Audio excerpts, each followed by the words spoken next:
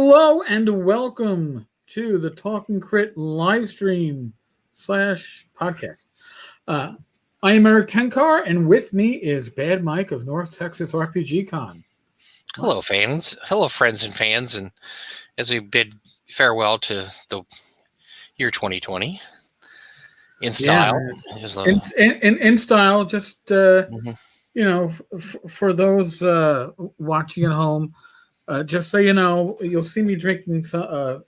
Let's say a coffee mug. It's actually my tea in a large Deadpool mug, and I've got my Jack Daniel's Winter Jack. Oh yeah, keeping me warm. Yeah, I got my. Well, I'm going to. We weren't able to do our bad booze testing this year, so I'm doing a year-end version where Doug Ray, who helps run. He basically runs North Texas, and I'm just the paid help.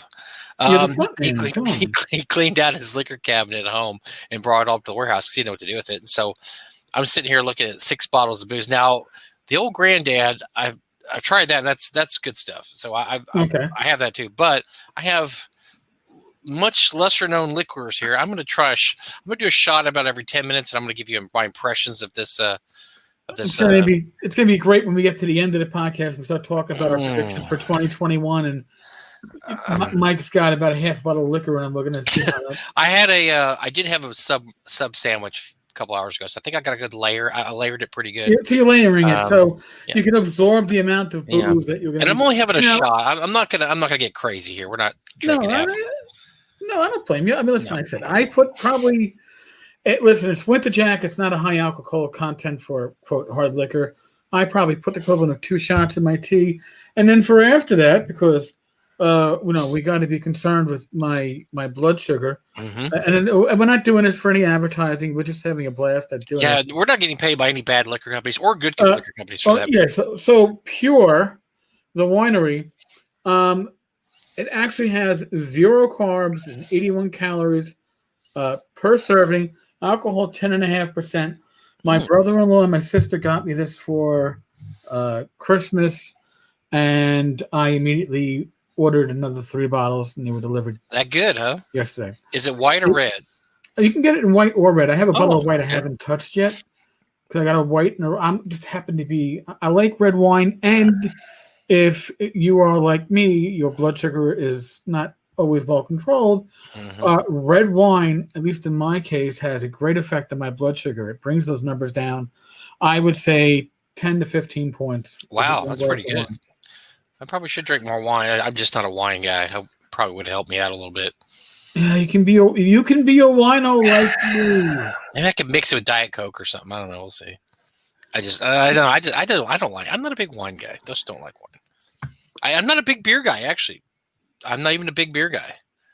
Go down under. Who is down? Who do we know that's in Australia? Is it Heath?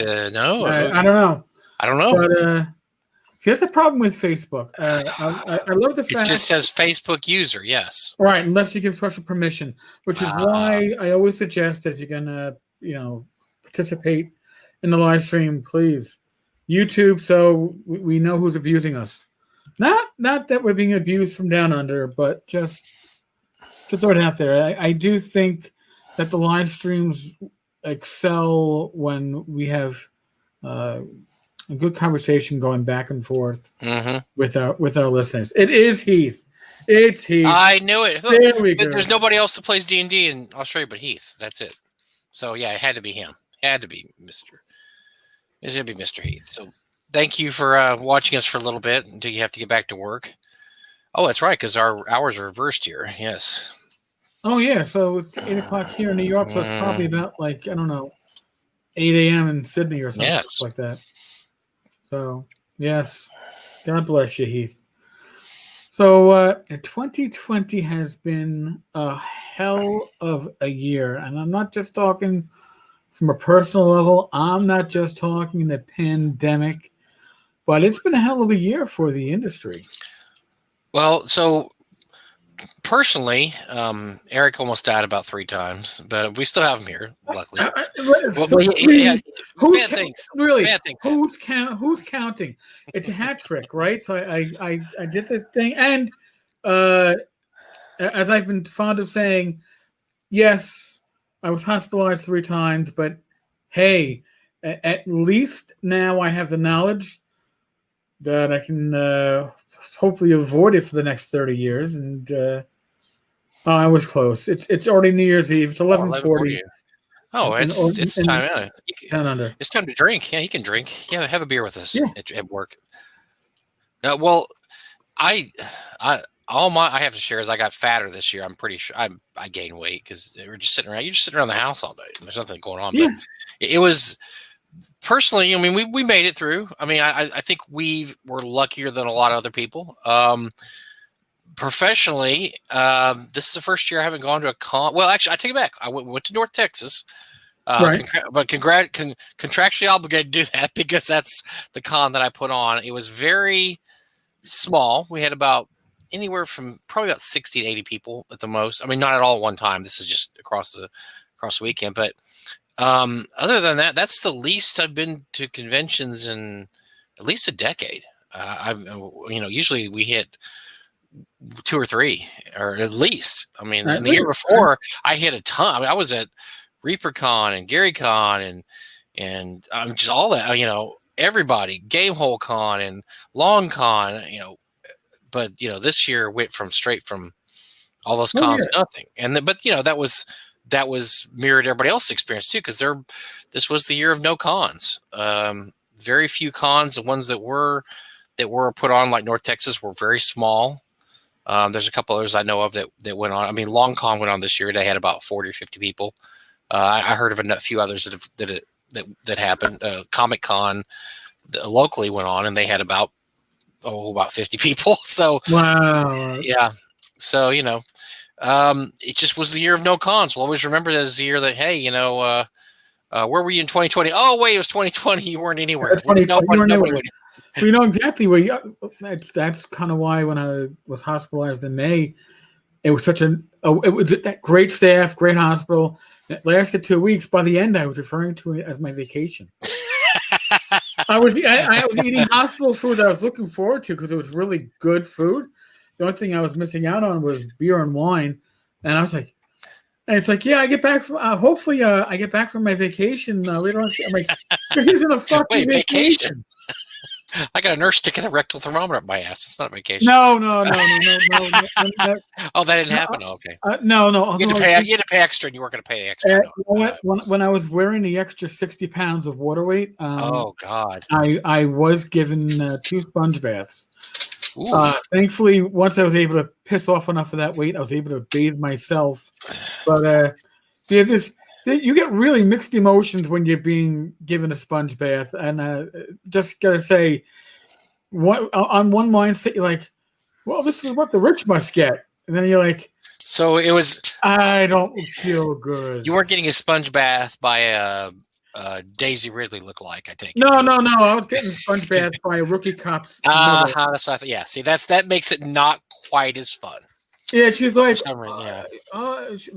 had like a Russian accent, and you're a retired police sergeant. I'm like, yeah. My son is a rookie cop in the 7-0 precinct. I'm like, oh my God, small world. I'll give you a bath. I'm like, oh my God, she's like bathing her child. She flips you over. She's Russian, so she just flips you over. Yeah, she's back like, and forth, lifts you over her shoulder, throws you there, burps you, and throws you back on the bed. Yeah. 2019, I went to 5 conventions. I went to TotalCon. Mm-hmm. I went to GaryCon. I went to North Texas. I went to ShireCon. That's right. In Connecticut. And I went to Gamehole. And I, after 2019, said, you know what? I told Rach this too. We got to cut back. I can't do a 5-con year, especially with TotalCon and GaryCon. They were like, I don't know, 2-3 weeks between them. Oh yeah, I remember that was really. Yeah, we were all beat after that. That was an absolute beating. I was burned, and then 2020, I was like, all right, well, we're not going to do GaryCon this year. Maybe next year. Maybe we'll bounce. That'd be fine. Yeah. But we got TotalCon, and then TotalCon. I was like, damn. And then it shut. Well, I was looking at. It's just like, what happened to the year? What happened to everything? Well, I had a weird year because I started out in January. I very unexpectedly went to PAX South. My buddy Jason Braun was going with somebody who at the last minute had to cancel. So I thought, well, hell, I'm going to go to even more conventions than normal this year because I normally go to GaryCon and Gamehole Con and North Texas and Reaper Con and Long Con. I'm thinking, oh my God, I'm going to hit my personal record this year because here I'm going to a convention in January. Well, little did I know that it was that one and then North Texas, and that was it. And North Texas was really less like a con and more just like a fun game day with a bunch of friends because we had urged everybody from out of state not to come. And obviously we told older people not to come. Diesel LaForce came. He was the only, because he lives in Austin. He drove up. Diesel was not afraid of the COVID. He's I don't know. He's like, I don't care. I just got to get out of the house. He and his wife came. But other than that, we didn't have any guests and we didn't have, I mean, it was locals. And so it was a weird year because I started off thinking, well, I mean, because PAX South was packed. We're in the giant convention center. There's people everywhere. Of course, this is before masks or anything, right? And it, just the change from what we did then to the end of the year is, I mean, you wouldn't even think of having anything. As a matter of fact, they're not even going to have PAX South this year because it's too soon. They have made plans, if I remember correctly, to have PAX East, West, and North provisionally. Depends on, what's going to happen with the vaccine and everything, which leads me to, so you and I are a different opinion on this. I have a feeling that once the vaccines get out there, we've already had a few million people vaccinated, mostly caregivers, health workers, older people in nursing homes. Once we get it out there, I think, I don't know, about April, May, you're going to see people really wanting to get back into the con scene because they really miss it. They miss the appearing in person. Now, you're not going to see people not wearing masks and running around hugging everybody. I mean, at least I hope you don't. But I think you're going to have James Bond walking up behind. No, he's not. James Bond's not going to be grabbing his nipples. I hope he doesn't. I mean, he could still be doing that right now. He's probably listening to us. He's probably doing it at this very moment. No, so I think we're going to have. You told me you don't think we're going to have much of a con scene next year, which is interesting. Well, here's my thoughts on it. And this is, we have the issue where yes, we're going to have the vaccine out there. I don't know how much of the vaccine is going to be out there in time to give us herd immunity, because we already have Dr. Fauci saying basically, when I was saying 65 to 70%, when I was saying you don't need to wear a mask. Okay, well, I changed the don't need to wear a mask to you must wear a mask. But now we're saying that herd immunity is somewhere probably around 80 to 90%, but I'll say 85 because I think you can accept that number now. Yeah.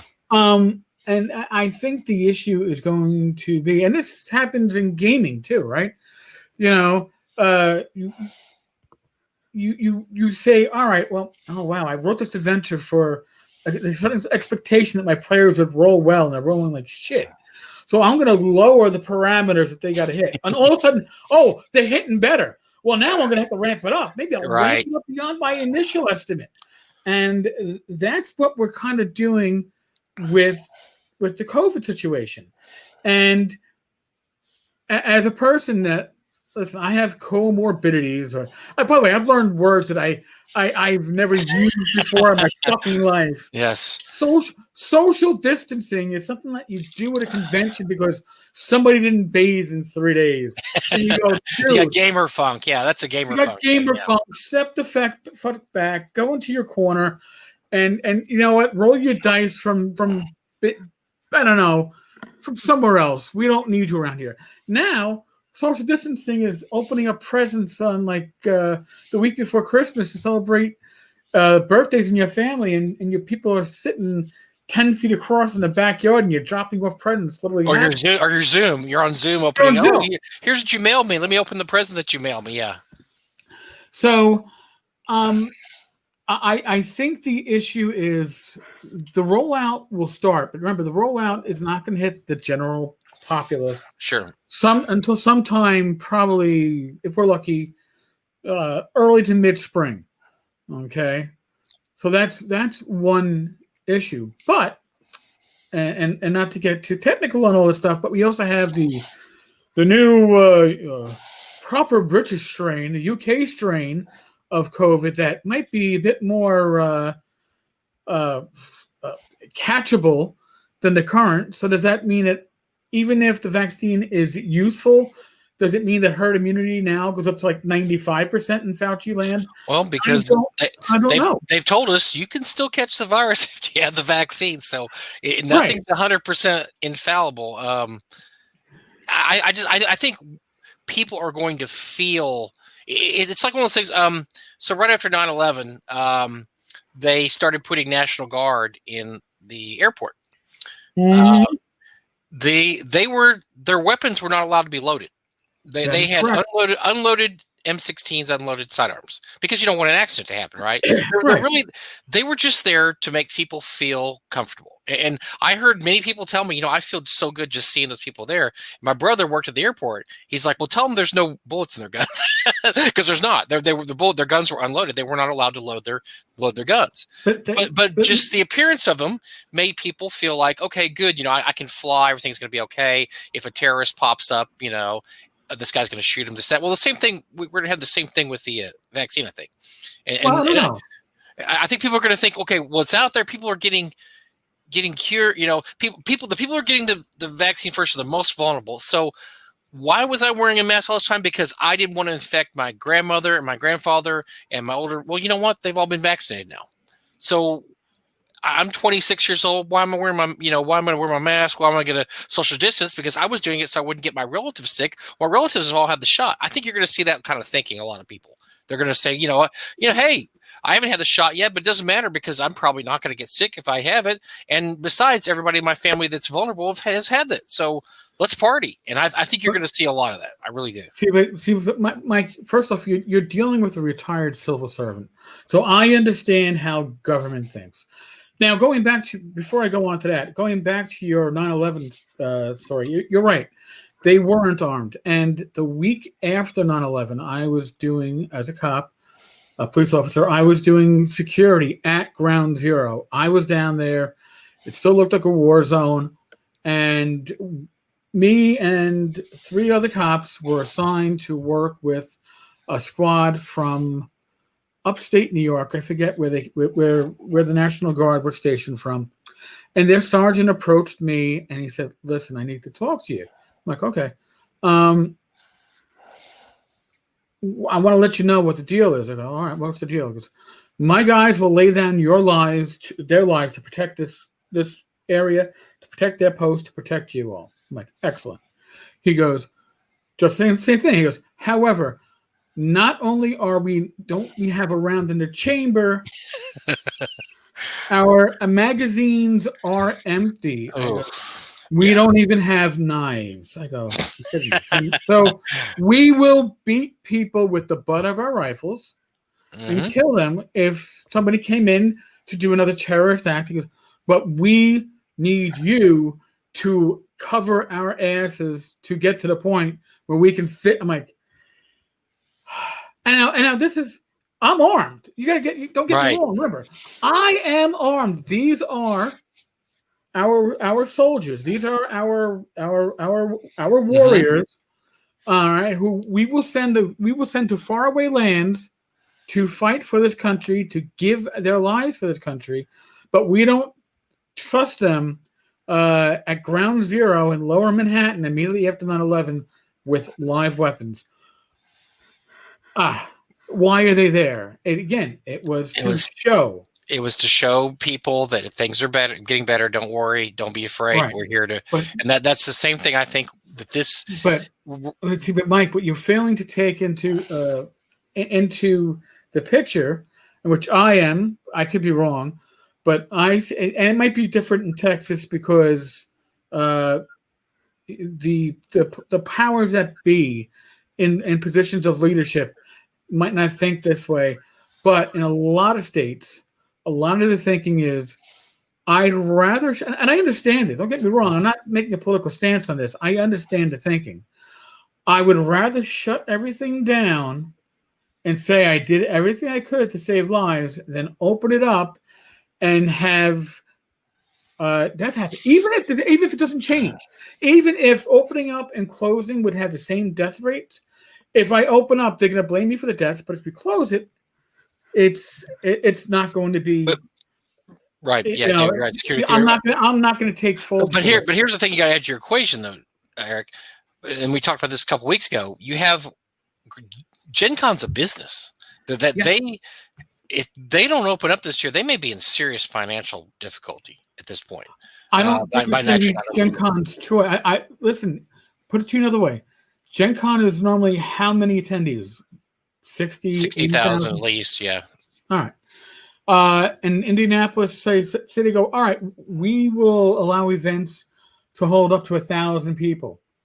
Is it even viable for Gen Con to open at that point? Well, and see, that's why I think you're going to have cities in on it too, because look, every American city suffered during this. Businesses have suffered from some things I see and read. Gen Con is one of the number one money makers in the entire state of Indiana every year. I mean, it's definitely the number one in Indianapolis. I mean, it actually outdraws even Colts games.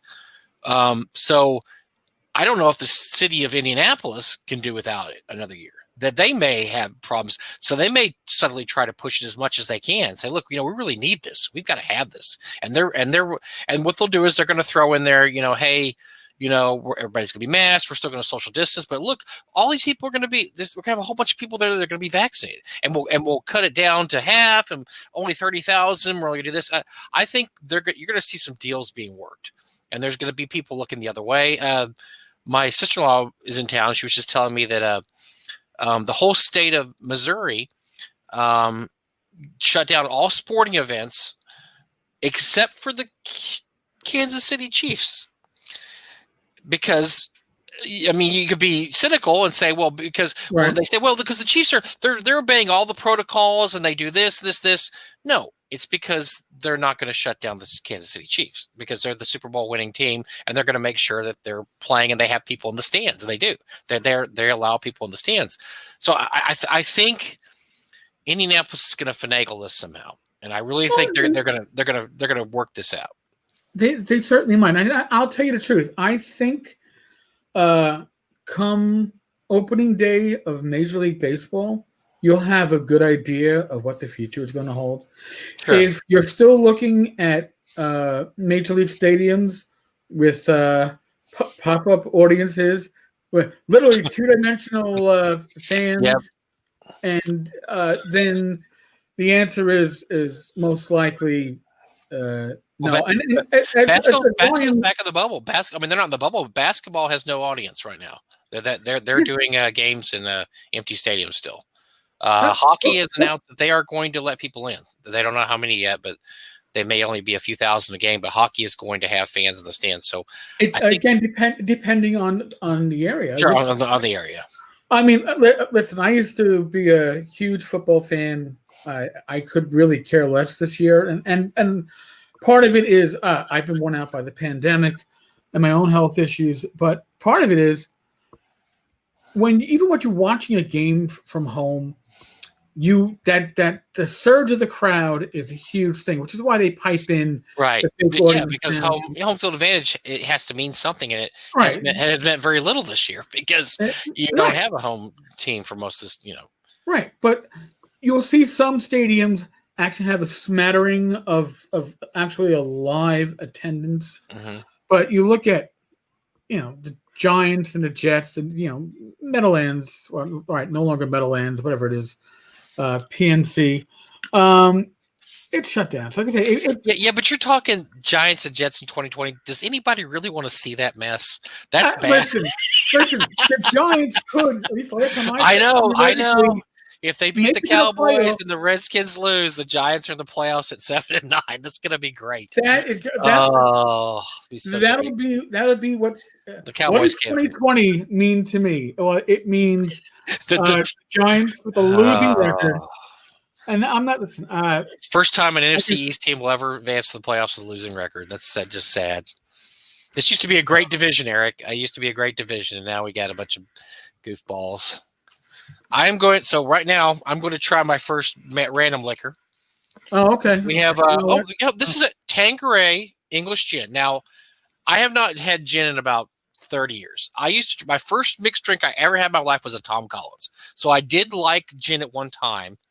Okay. I'm not even sure I remember what gin tastes like. I haven't had gin forever. I'm a whiskey man. All right. Oh, shoot. That might be a little too much. Well, so let's see what Tanqueray gin. I'll finish off my Applejack.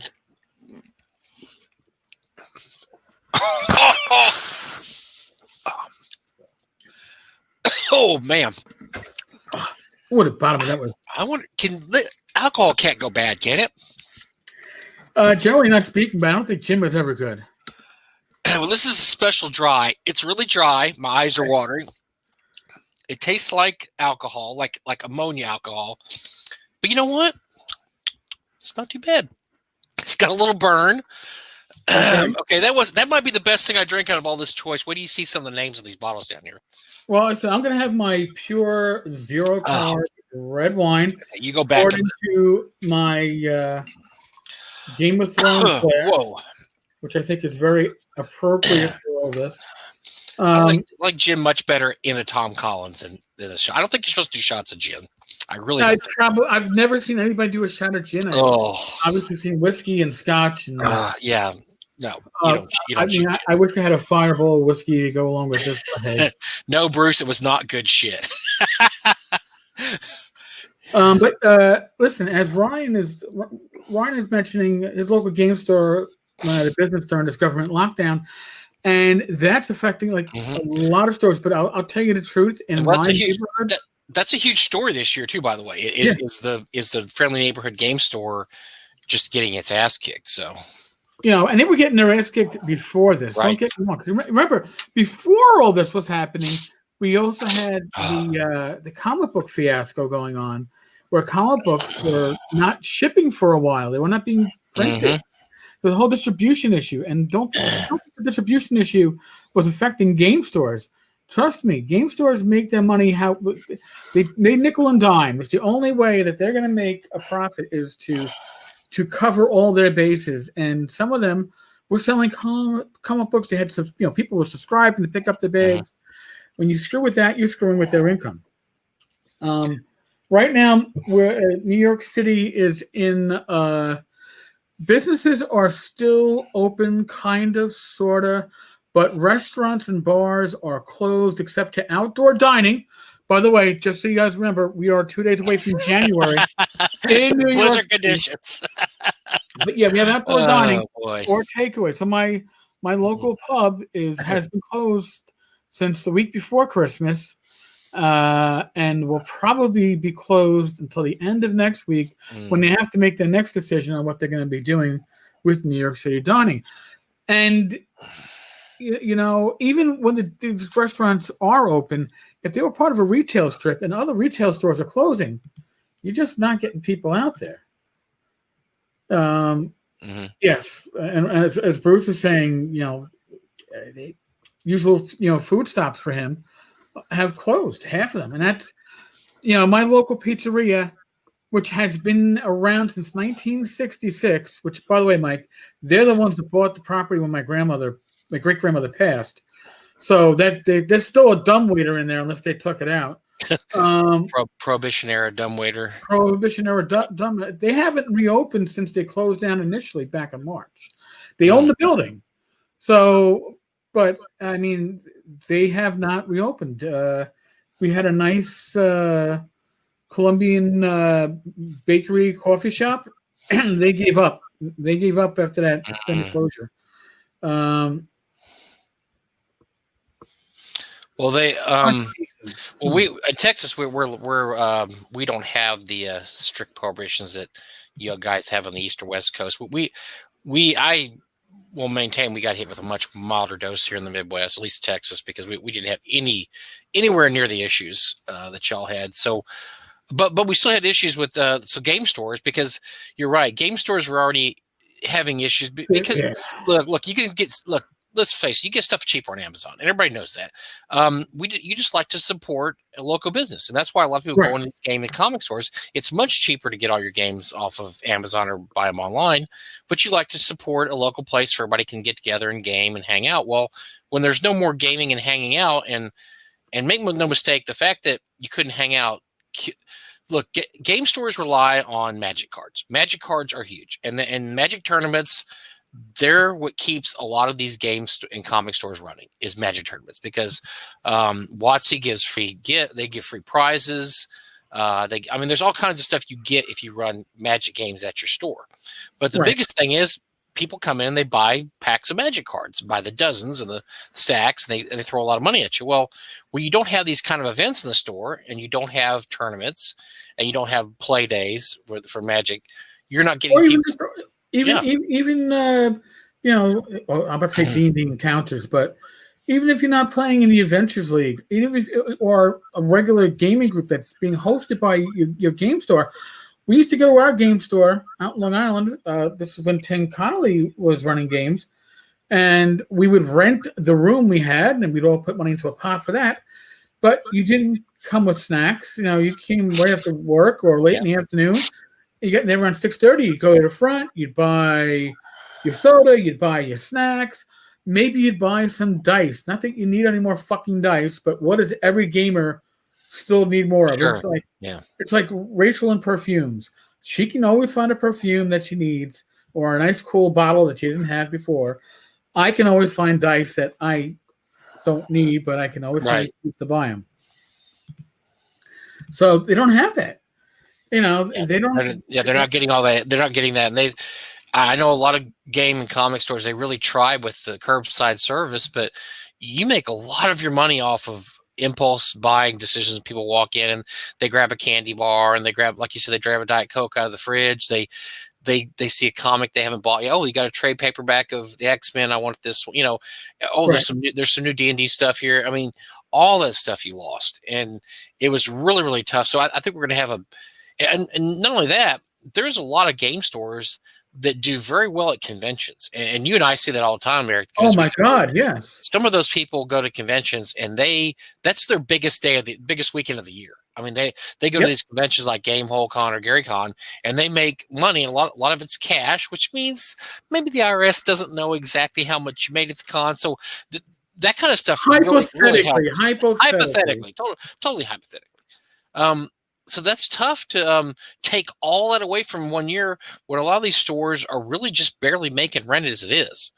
And then just to say, okay, now you just lost all your sales. Now you lost all your con sales. You lost all your impulse buying sales.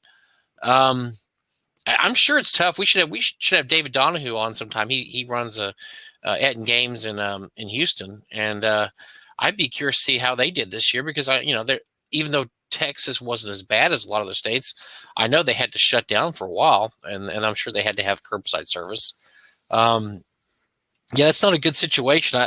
A lot of these stores are really going to be jonesing to open up, but as you said earlier, a lot of that depends on local. That doesn't depend on what goes on in the world. It depends on what your county says. What your state says. I mean, I live in New York City. Our mayor in New York City and our governor for New York State can't get on the same fucking page. If you gave them the same character sheet with the same character and said, "Here," one would go, "He's lawful evil." The other would go, "No, it's chaotic evil." I'm ready. What does LE mean to you? It means chaotic. All right, fuck it. No, it's just bizarre. But I think part of the secret to Texas and other southern states that are in that the heat belt, I'll call it, is that viruses tend to do better in cold weather. Yeah, definitely. And if you're in a state that has 4 seasons, Texas is not one of them. Texas has half a season in the front and half a season in the back. And we were 60 degrees yesterday. Yeah, we're not even freezing yet. Yeah, and you have a really long summer, and then you have a little spring and a little fall, but the virus doesn't have a chance to. So places like Texas, especially June in Texas, I think every virus. It's like Who needs disinfectant? Who needs hand sanitizer? Just step outside into the fucking heat during the North Texas RPG Con to get your taco from the taco truck. Get your vitamin D too. Yeah, you'll be. Yeah, you know. All right, so another 10 minutes have passed. Next on our alcohol parade day, you can always tell it's a quality liquor when it's in a plastic bottle. Oh, see, that's so you don't break it. Sure. You get intox. Okay, so we have tequila. I've never heard of this brand tequila. Silver Mexicano Alteño. I've never heard of this. I'm a Cuervo man when I do drink. So I'm Cuervo, or what's the other one because of the letter, the P? I can't remember. So, oh my God, this smells bad. Does tequila go bad? Well, I'm going to hedge my bets here. I'm just going to take a little of it because it actually smells bad. All right, let's give it a shot. Well, it's alcohol. I mean, how bad can it get? You're assuming that it's actually tequila. Oh, I love your expression, Mike. That was awful.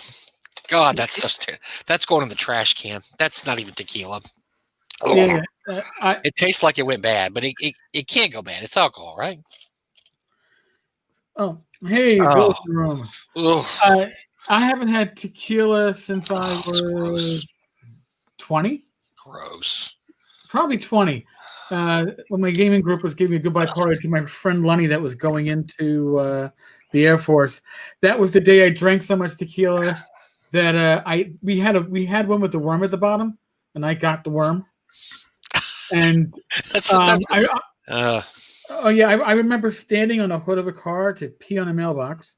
Sure. In the middle of winter, and I demanded from the hot dog vendor at 74th Street and Broadway in Jackson Heights that was selling hot dogs at 2 a.m. in the morning. This is going back over 30 years. I demanded my crack dog because who else but a crack dealer was out at 2:30 in the morning. Oh, boy. Needless to say, I was not allowed to drink tequila again after that. You could have been a college student. I mean, come on. It could have been, I guess. There used to be in Austin, there was UT, when I go visit my friends down there in the 80s, there was a taco guy, and he would be open all night long in the parking lot of the dorm. And that guy had a line around the block every weekend night. He must have made so much money. But he served soft tacos. First time I ever had a soft taco, actually.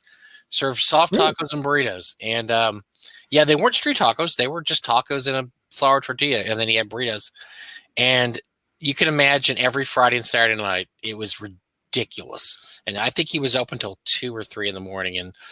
And that was, there was some interesting goings on in that parking lot 2 and 3 in the morning. So it was always fun to visit my friends down there because we didn't have anything like that in DFW. DFW is not a college town. We don't have a college. We have college. Jackson Heights is not a college area. Jackson Heights. The highlight for Jackson Heights at that time was the and forgive me for saying this, the he-she prostitutes that would frequent the area within about a 4-block radius. Because I had a friend that lived there, and he had to tell him all the time, "I'm not interested." He's like, "I can't leave my house after 9 p.m. Why? Because I get propositioned by men dressed as women. And you were just scared at one point you might just say yes. I mean, come on. I understand. Well, listen, at that age, you're kind of like, "Whoa, they're interested in me?" Oh, really? Wait a second. Is that 5 o'clock shadow? Oh, never mind. Oh, man. You want this. All right. So we've talked about conventions a lot this year, and so we don't know what's going to happen. We don't know. We have no clue. We just know that Total Con's not happening and Gary Con's not happening. Past that, they are happening online, but past that, we just don't know what's going to happen. So we'll have to wait and see on that. Game stores, we don't know about that either. So we're hoping that they stay open. Now, what about gaming in general? Because I don't know if we actually had an upsurge during the time we were locked up, but it didn't. Nothing bad happened. I mean, I think WotC probably did pretty well considering they weren't able to go to conventions and sell anything. I think gaming as a whole did really well because you had Zoom, and there was so many people gaming online with Zoom. And I talked to a lot of people that had got out of the habit of gaming. Well, they're stuck at home, they're bored out of their skull, and then one of their old friends from college or something calls and say, "Hey, we got a game going on in Zoom. You want to pop in?" Like, yeah, what the hell's Zoom? Well, yeah, it's this place we can hang out online. And I have talked to so many people what that was their experience this year, that they really hardly ever gamed at all. And then once they started getting online, boom, they were on online conventions.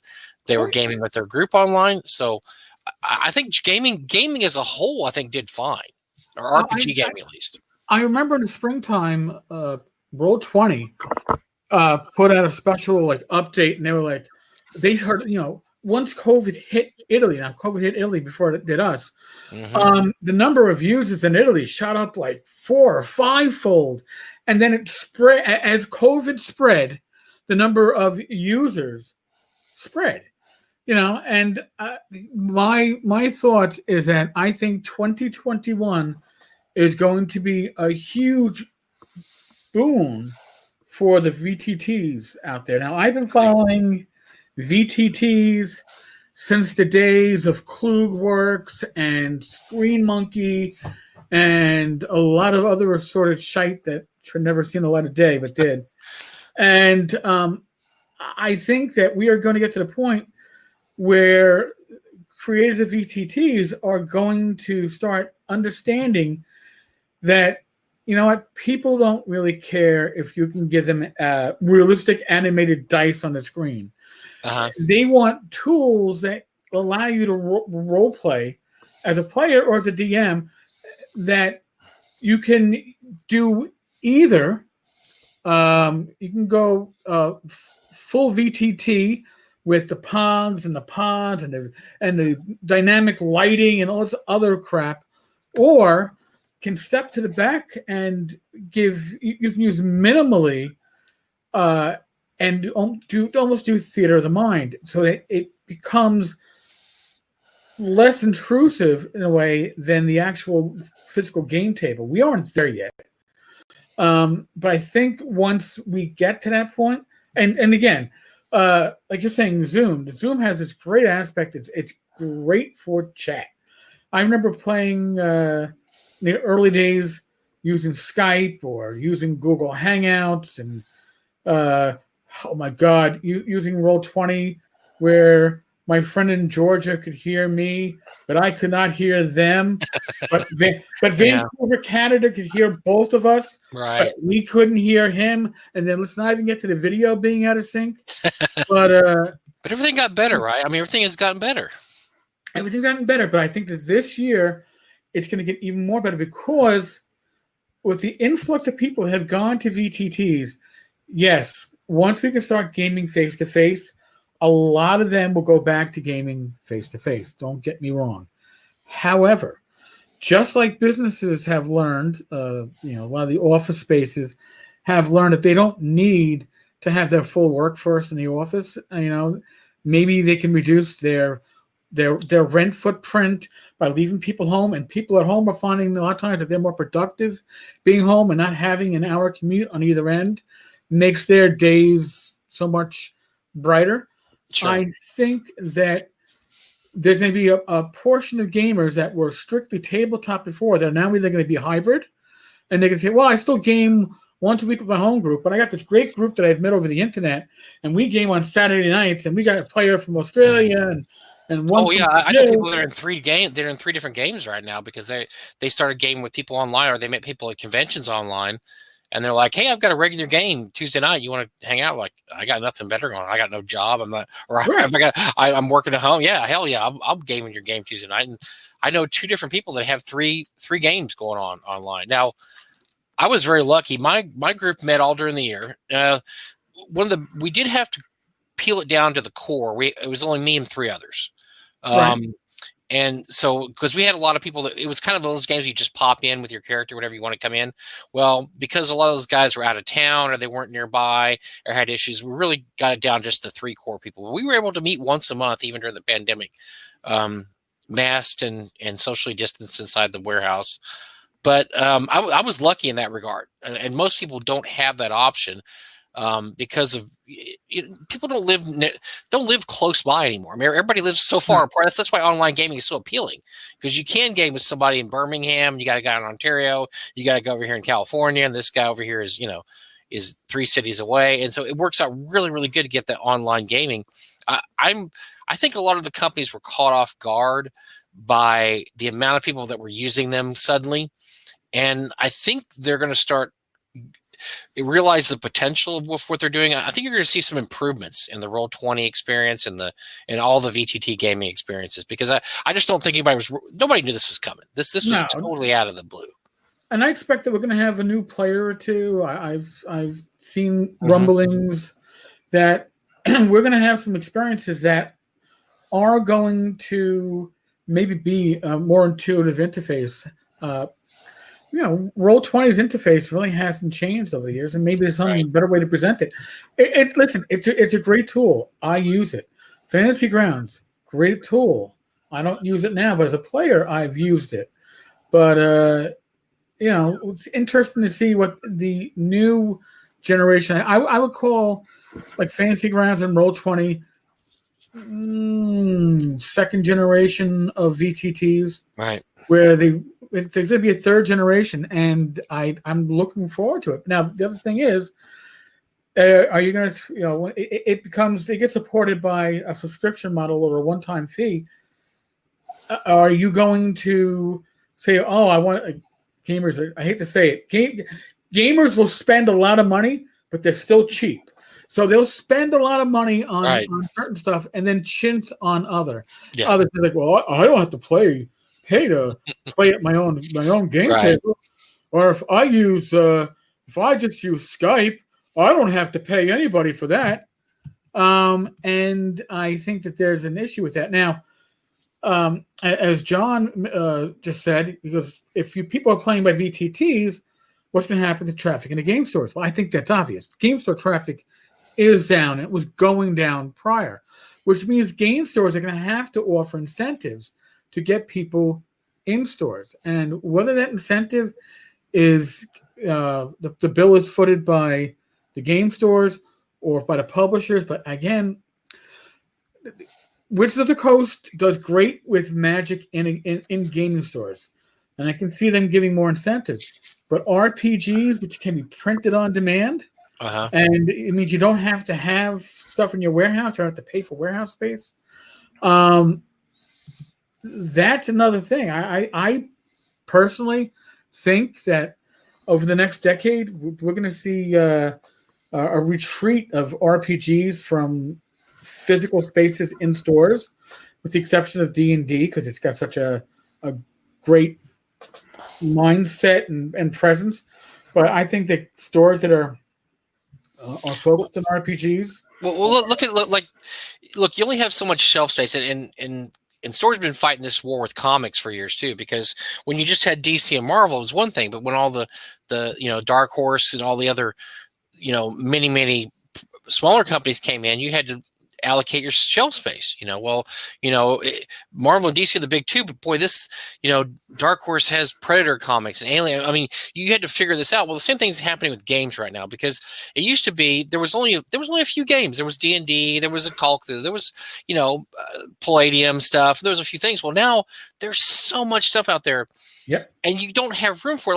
Like the game, the hot game that popped up this year was Merkborg. And Merkborg. Well, who does that go on your shelf in your store? I mean, is that something you have to buy 10 copies of or 5 copies of to stick on your shelf in your store? What if everybody sees it and says, "I'm not playing Morkborg, man"? And so you're stuck with it. You're right. I mean, it's going to be tough with all the new companies coming out and all the new games coming out to decide. I mean, it's a no-brainer to give Paizo room and obviously give WotC room. But you're cutting out a lot of your sales if you're not looking at some of the smaller companies that really put out some great product. But like I said, it becomes more of a gamble. And let's be honest, when it comes to most retailers, and I worked retail for 8.5 years before I went to law enforcement, and I used to talk to when I was in electronics, I would talk to our actual buyers that came from the home office. I wanted to pick people's minds. And generally, the thought was, you have loss leaders. Would you try to bring people in to retail? In our case, that was usually some piece of shit 20-inch Magnavox TV, because this is late 80s, and you're selling it for $239. You paid $220 for it. So just the cost of transporting that, you're already beyond your cost. Sure. You're hoping that they come in for that, and you sell out of your 20 pieces in the first night, and for the next 3 days of the sale, sure, you're taking orders, but maybe somebody wants something different. Maybe somebody wants to step up to that 25. Again, I'm dating myself. Yes. The 30-inch TV sets came out. I was like, oh my god, they were so big. Yeah, I can't even see them now, like a postage stamp. Yeah, no, it's like a 65-inch. I'm like, thank God. All right, this tequila is it a glass? Oh, it's not opened. Oh my God! I'm popping the bottle here. I hear the crack. Okay, this is called Juarez Tequila Gold. Not tried it. And once again, it smells bad. I know tequila doesn't go bad, so I'm going to just ignore that smell. And we're going to have a little bit of Juarez Tequila Gold. Once again, I'm a Cuervo man, so I don't really know much about this.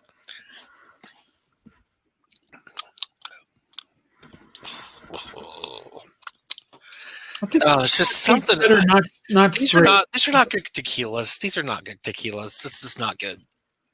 Oh God. Yeah. So far, I have not found anything that I got in the keeper shelf here. This is bad stuff all around. So Bill Barsh believes that all the online gaming will have a converse effect, and game conventions will explode. I agree with you, Bill. I think once the vaccinations start and they think they're gonna think they're safer, and they're gonna want to get the hell out of the house. I mean, look, we're an impatient society. We can't stay locked up this long. We've already absolutely failed at being locked up this long. But you know what? It's not just the United States. You look at countries. They've had riots in Brussels. They've had riots in Belgium. Because they don't want to have total lockdowns anymore.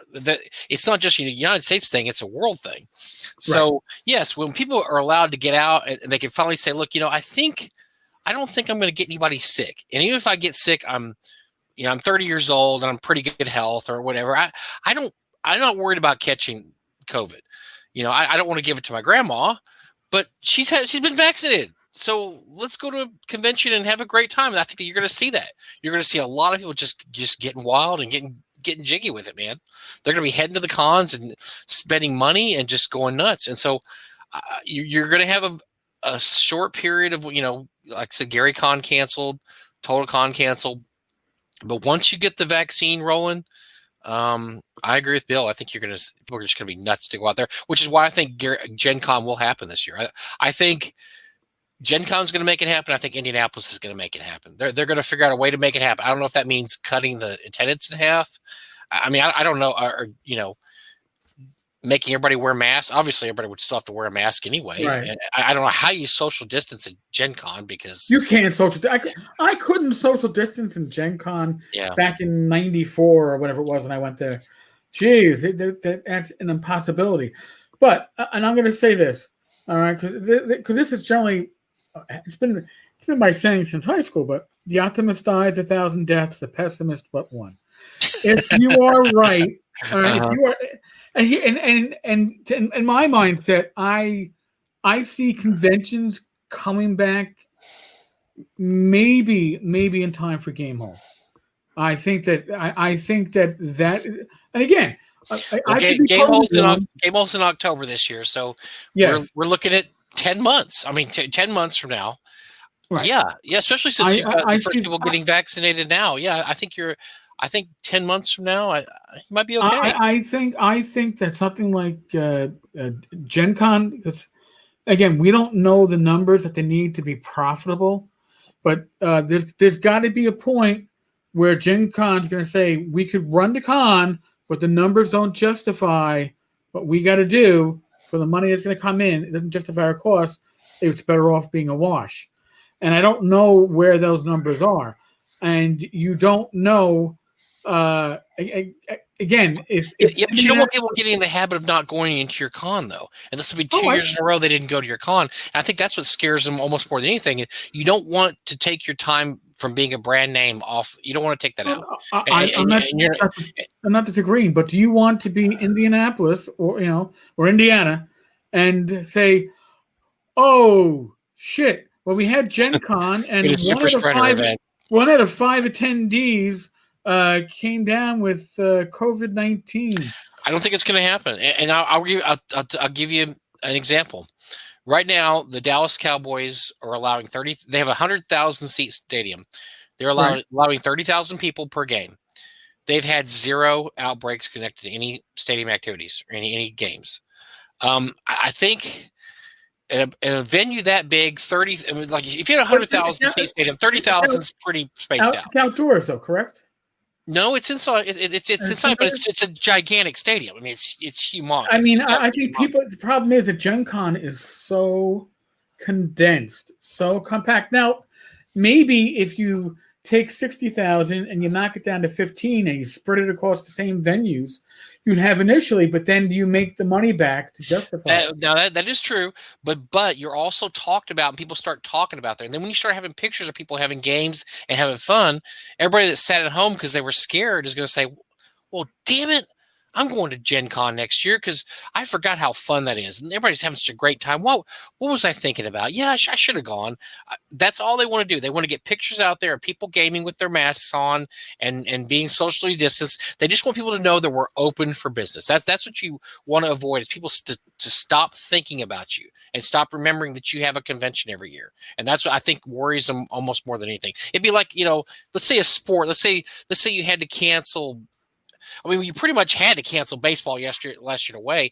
You know what? Did anybody ever talk about baseball this year? Nobody talked about baseball. Nobody remembers the Dodgers won. I mean, it's you start becoming irrelevant the more you do this. That's why sports like football were so adamant they had to put a product on the field, even if entire games got rescheduled, because they realized they couldn't be away that long. They could not be away and have people forget about football.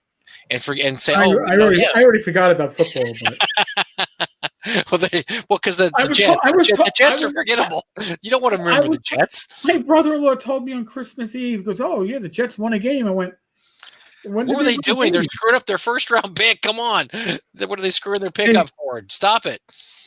You can't be picking. It's like they actually won a game. I usually I would watch a game or two on Sunday and Monday Night Football. And I think the season so far, I've seen enough bits and pieces of games to have seen a game and a half.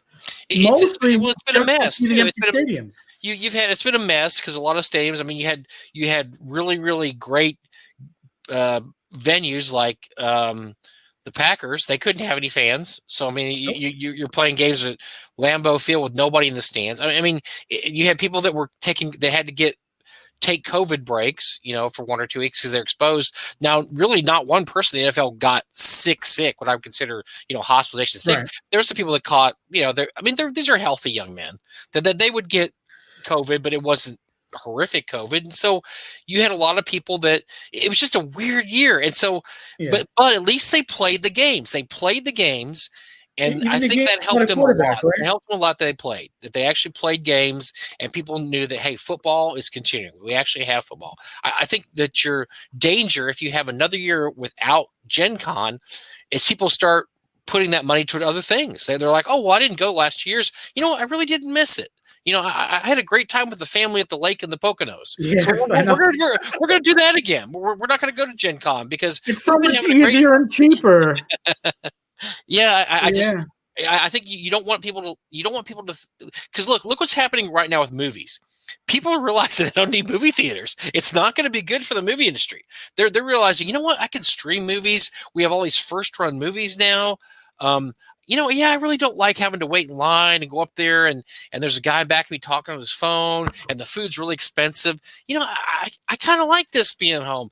And that's exactly what they don't want to hear, because it's about to put a few thousand movie theaters out of business if people decide they don't want to see movies in the movie theaters anymore. Well, HBO Max, I can see them all from my house anyway. I can get my own popcorn and have my wine or beer. And now I always argue that the movie going experience is, I don't think it's going to go away because it is fun. My wife and I like to go to the movies. We go to the nice theaters with big reclining seats and the waitresses, and it's the big, it's like maybe 40 people in the theater. I mean, it's really nice. We like these, but you can buy your tickets online, so you get to pick your seats out. So I think the experience will stay. I'm not certain it's not going to be a boutique experience at this point. Where like basically to go out to the movies is probably going to cost you $20. I think before food. Yeah, I think you've seen the end of the hey, $5 a movie. That's awesome because they're not going to be able to afford a show a movie for $5 anymore. Just even get you in there to buy the overpriced popcorn, they're not going to be able to do it. But that's what happened to movies. Movies became almost superfluous, and I don't think that conventions want that to happen. I definitely don't think gaming conventions want you to think that gaming online is just fine. It's fun. We don't need to go to a gaming convention. They don't want you to think that. That's terrible.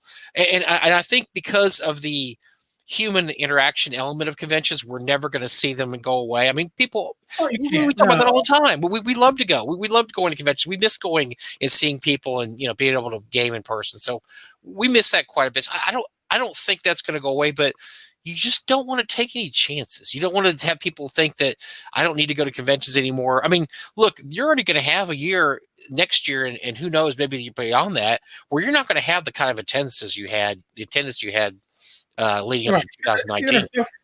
Now, here I got a question for you then, Mike, because maybe the secret to successful conventions is to go the route that Ticketmaster wanted to go before they backed off.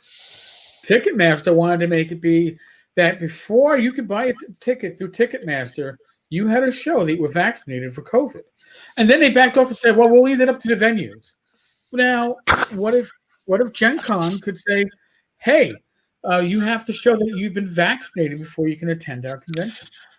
I have two minds of that because, man, I don't think you want to start going down that road because you're going to have the conspiracy theory people going absolutely ape-ass, and it's not going to be about your convention anymore. It's going to be about those SOBs are micromanaging my life, and there's pros and cons. I mean, I can see the pros of it. Yeah, sure, that's a great way to basically control the venue, make sure everybody there is not contagious. But look, even if you had the vaccine, that doesn't mean you can't get sick. That doesn't mean that okay, maybe you had the vaccine 2 days before you went to the convention. Well, that's not going to help you. You're going to have at least 2-3 weeks to a month beforehand.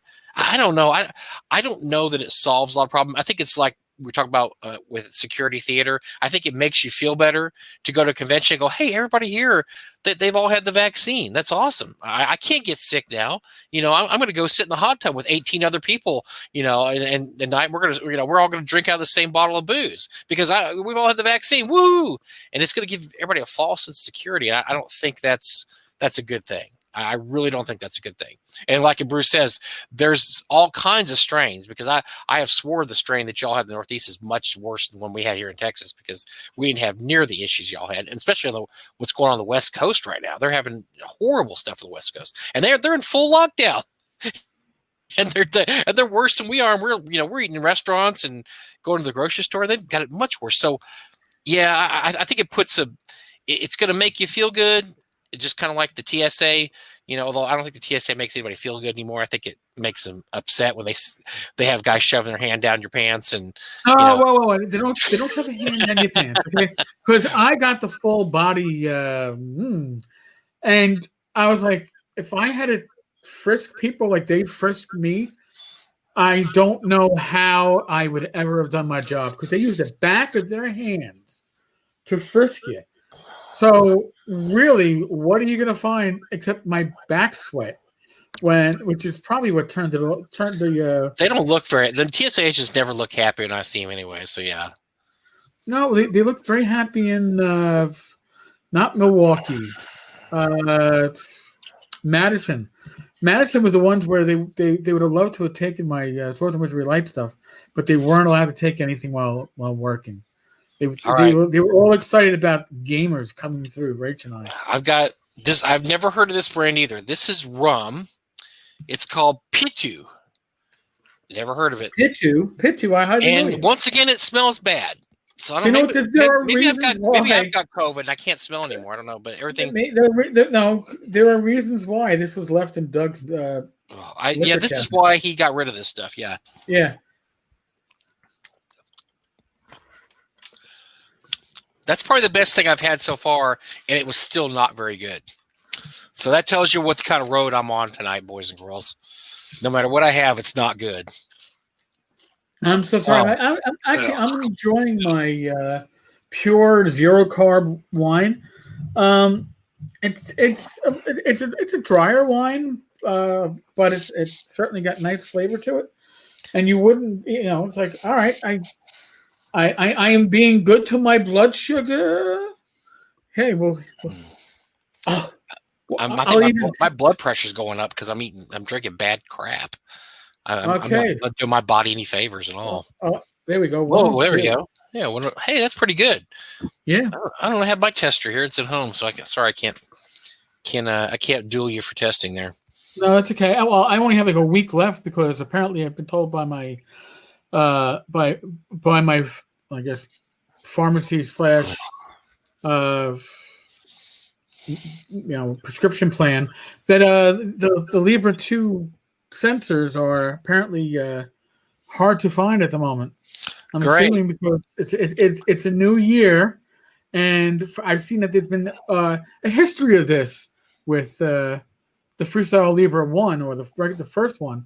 That the beginning of the year, it's like, England had a shortage because I guess everybody's on like, my new prescription plan. Hey, they all ran out and grabbed it. Yeah. So I did the Libra for a while. It was good. My insurance stopped covering it, which is terrible because it was I liked them quite a bit. So maybe this year they'll start covering them again. Who knows? But yeah, they covered them for a while, but now I'm back to good old finger sticks, which are stupid. The Libra was great. I love the Libra. The Libra was awesome. Yeah. I'm curious here because this can't be the worst. This is Pineapple Rum. Cruise on Pineapple Rum. That's gonna be good. It's gonna be something to make daiquiris and stuff with. So it has to. It's a lot. It already smells better. It feels like it's a lot smoother here. All right, let's give it a shot. You've got to solve your taste buds. That was actually decent. All right, no faces. All right, that was actually not too bad. Pineapple Rum is not bad, but I'm still gonna have a little chaser here. I don't blame you, man. I don't blame you. So I can see why all these liquors were disposed of. Now, the final one on here is one I've been drinking last week, which I had last week was Old Granddad. So I'm going to save that towards the end. That's good stuff. I had that before. I don't know why he got rid of his Old Granddad because Old Granddad's good stuff. Maybe he had an extra bottle. Maybe he had a full bottle.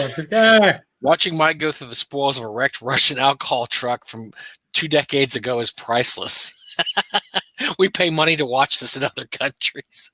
This should be a game show. Oh, well, I'm just saluting our buddy Chris Dodgel. He was the one who put us on this path with the bad liquor last year. Cheers to Chris, man. Yeah, cheers to Chris. Let's see. Oh, see, that's good stuff there. There we go. Old Granddad? Old Granddad. It's not the best whiskey you could buy. 114 proof, though. So whatever it does, it does it at 114 proof. Hey. It kills the virus, right? 70%.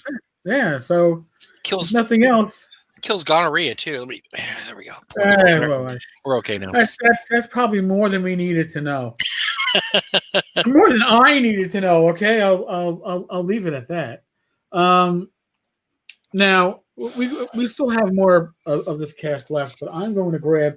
Since we don't have Joe the lawyer to be our official dice bitch this week. You still doing? You got a show this New Year's Day with Joe? No, we are every other Friday. Oh, every other. That's right. I'm sorry, I forgot. Yes, because Joe is one of those people that's like got 7 games a week going. Yeah, he's crazy. He is amazing, and none of them are in person at the moment. I get all my games. I get my characters mixed up at a certain point.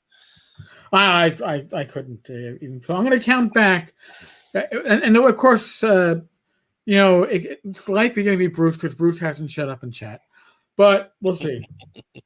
Whoa, going back. Can't get the camera, can I? You fucker. How? Oh, it would help if I actually. I gotta turn the dice around. You're not even drunk yet. Yeah, what are you doing? Oh, fuck it, man. 1, 2, 3, 4, 5. Oh, we're actually going to give away free stuff. Oh, free things. Can I mail him one of these bottles of bad booze? I'd love to.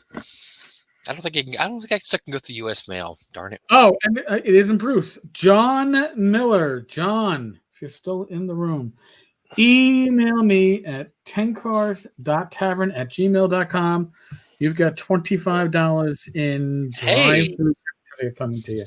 That's not bad. So, and I'll give another one away before we. So something else I wanted to just briefly talk about this week, and this is something I talked to you about, was the website I found this week that absolutely entertained me for a couple hours today. I went back to it after you and I talked about it, and I got myself entertained for almost whole another hour. I'm going to highly recommend this. It looks good. It was a rabbit hole, and of course, it's games. I went down that rabbit hole, and I kept going back to that rabbit hole because I was like, I wonder if he does this game, and sure enough, so there's a guy out there. His name we don't know, but he calls himself Chet on the blog, and he doesn't let his name be known because he doesn't want people where he works at to know what he does for a hobby. But for 10 years, he's been playing every computer RPG from the very beginning. And 10 years later, he's up to 1992. He started, I think, like whatever, 79, 80, whenever the first games came out. He plays them all the way through. Well, he has some rules. He has to play at least 6 hours. If it just absolutely sucks and it's just terrible, he's allowed to quit. But other than that, he tries to beat the game. He plays until he can beat the game. He can't read any cheats. He can't read any facts or walkthroughs. He just has to play the game just like he found it on the shelf. Some of the ones he remembers from when he was a kid, most of the ones he doesn't remember. The site is called, if you look up the site, just look up CRPG Addict, the computer role-playing game addict. So look up CRPG Addict. It is a great site. He lists all the games he's played. He has a rating system for all of them. Like I said, he's up to 1992, so he's running games like Legends of Valor right now. He'll play like 2 or 3 at the same time. He doesn't just play one game and just suicide on it. I think one of the next ones he's going to do is the Spelljammer game, which I played that one, and that was the buggiest piece of crap ever. It was one of the few TSR games that was not the gold box. Or actually, it was a gold box, but it was not put out by the same company. It was put out by a different company. Not SPI, yeah. And it was awful. It crashed all the time. Wait, but there's one that didn't crash, but was even worse. Did you play Hillsfar? That was the combat. That was the gold. That was the gold box. It wasn't a gold box. Right. It was like, hey, here's your horse riding event, and you can convert some of this. Yes. Oh my god. Yeah. Well, he did Pools of Radiance, which actually got one of the highest ratings on his. And we forget what a great game Pools of Radiance was. It was just an absolutely amazing game. But he talks about the historical significance of a lot of the games. Talks about a lot of the companies that obviously they only had like maybe 3 or 4 games that went out of existence. But they did a story on him in Polygon. I think it was Polygon did a story on him. I clicked his site. It is the most fun you'll have. You'll spend hours going through, because this guy, look, he's been doing the same blog for 10 years. He has hundreds of posts on all these games, and he's been running games, like I said, since 2010. And he started at the very beginning. And I just think what an amazing project it is. And I think what would be a similar project you could do with RPGs? I wonder if you could get somebody together and say, look, I want you to play in a game of every RPG from OD&D on, and how long would that take you to get to where we are now? And then, you'd have to find somebody to run the game for you. You have to find somebody to run it for you. Now, you don't have to run a whole campaign. There's no way that would happen. One session. Just run a session. So I guess you would do OD&D and then Tunnels and Trolls, Traveler. There weren't a whole lot of RPGs in the 70s. Chivalry and Sorcery. Until you got to the 80s. And the problem this guy's running into is the same thing you run with RPGs. When he started out, there wasn't a lot of them. But he's hitting 1992 right now, and there is a lot of offerings he's finding out. And he says he's going to have to maybe change the criteria by the end of the 90s, because he doesn't think he'll be able to get through all the games, because there's so many games that started coming out. If you think about how many games come out now, computer games, and then so if you compare that to RPGs, it's the same thing now. Look how many RPGs there are out there. When we started, you had a group playing. All the group. I remember, so it was D&D. Obviously, there's Tunnels and Trolls. There was RuneQuest. Call of Cthulhu wasn't until 1980 or 81, 1980 or 81. So the 70s, you have that. Sorcery, Gamma World, Metamorphosis Alpha. Yep. Blue Hill. Boot Hill was there. Yep. TSR kind of had a stranglehold on all the RPGs for quite a while. But yeah, when you talk about when first start in the 70s, there's not a lot. And it starts getting, then once you start hitting the 80s and you hit, then you get 2000, you get GDW and you get Twilight 2000 and all that fun stuff. That'd be a fun project though. Have somebody play a session of every RPG starting off at the very beginning and then just start rolling through. Okay, 1978. So we got to do this, this, and this. 1979, 1980. And of course, the same thing would happen though. By the time you got to 1999, you'd be like, I'm playing 17. I'm playing 75 sessions because there was so many different games by then. And you're going to miss a lot of them too, because a lot of this stuff. Oh, yeah. I think that, and how many years are we talking about? Well, and then right? You have to find somebody to run stuff like Pirates and Plunder, or just these really crazy, nutty. What was the one? Perils. What was the one that the Avalon Hill had? Oh, I had too much shots already. Powers and Perils. You find somebody to run Powers and Perils. Oh my. So I think that'd be a fun project. But yeah, I have to tip my hat to this guy. That is an amazing project he's been doing, and it's a great blog. Check it out. I love blogs. I used to remember when the heyday of all the great blogs out there. It's amazing to find this guy still doing the same thing after 10 years. He's still doing the same blog. So there are people that still use Blogspot and use the different blog stuff, which is kind of cool to see. Somebody still actually doing blogs. I'm still hosted by a blogger, but I have, TankharsTavern.com as opposed to TankharsTavern.blogspot.com. And when did you start? I forget. When was your first? 2000 and I want to say 2009, but I can only tell you farther than I thought. I thought it was a little later than that, but I guess it had to be 2009. North Texas. End of May, beginning of June 2009. I actually had a post up a year prior in 2008 of like, hey, I'm going to do this shit. And then it's like, maybe not. And then it's like, oh, okay. Yeah, I'm going to post about like the RPGs and the Amazon Kindle and VTTs because I have no fucking focus. No, that was where I first heard about the Great Tenkar was your blog. But that was back in the heyday of blogs when everybody was doing a blog, and there was some great blogs out there, including Joe had one, and obviously Malazewski and all those guys, Jeff Rains, and there was just some great blogs out there. But that was kind of the beginning of the OSR too, because back then you didn't know anybody that gamed like you gamed, and then you went online and found these blogs about, hey, these people like old school games too. This is awesome. And so I'm not alone. I'm not the only guy. I'm the only person out here playing first edition D&D. Oh my God, there's other people. So yeah, that was pretty cool. Whoa.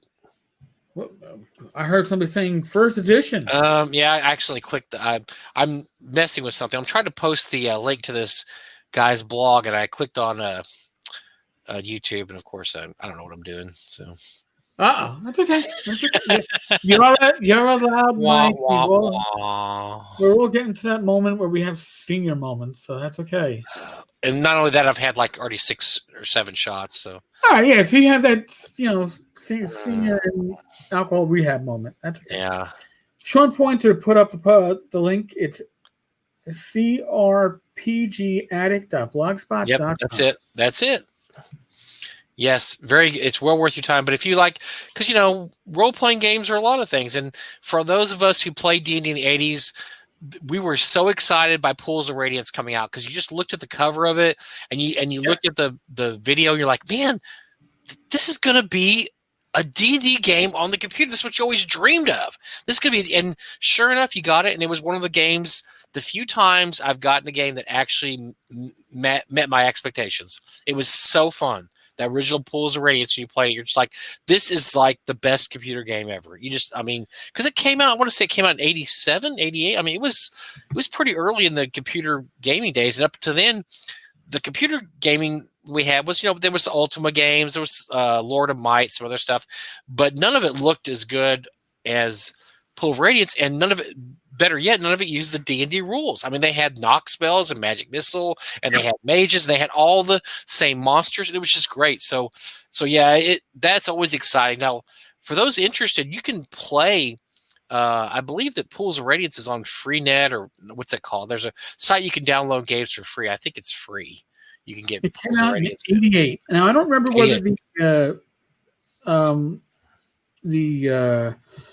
what is it? The counterfeit protection was the fucking wheel. Oh, it was that dumb, that crazy wheel. You had decoder wheel. Yes, the decoder wheel, which is crazy.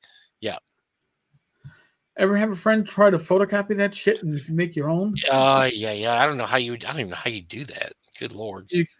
Although I will say, I used to have the combat wheel from Dragon magazine that you could cut out, and I glued it to cardboard, and then I sprayed it with a spray laminate, and then I used it for fucking years. That was a lifesaver. It was my DMG would have fallen apart, I think, for the month of times going into that.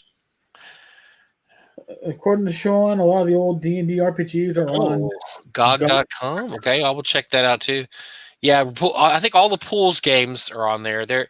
And you just, it's funny because as crazy as those games were at the time, nowadays you can probably download it onto your watch, your Apple Watch. I mean, there's, they're tiny. They're tiny little games. So it takes you like 2 seconds to download it. But yeah, there's lots of enjoyment there because I used to love those little figures, and it was just great playing those games. But yeah, check this guy's blog out. He plays a lot of the stuff that I like. I had a lot of computer games I never played. Like I had Conan, the original Conan game, which I think came out in 91, 90. He played that one. I haven't read his playthrough yet, so I'm interested in seeing that.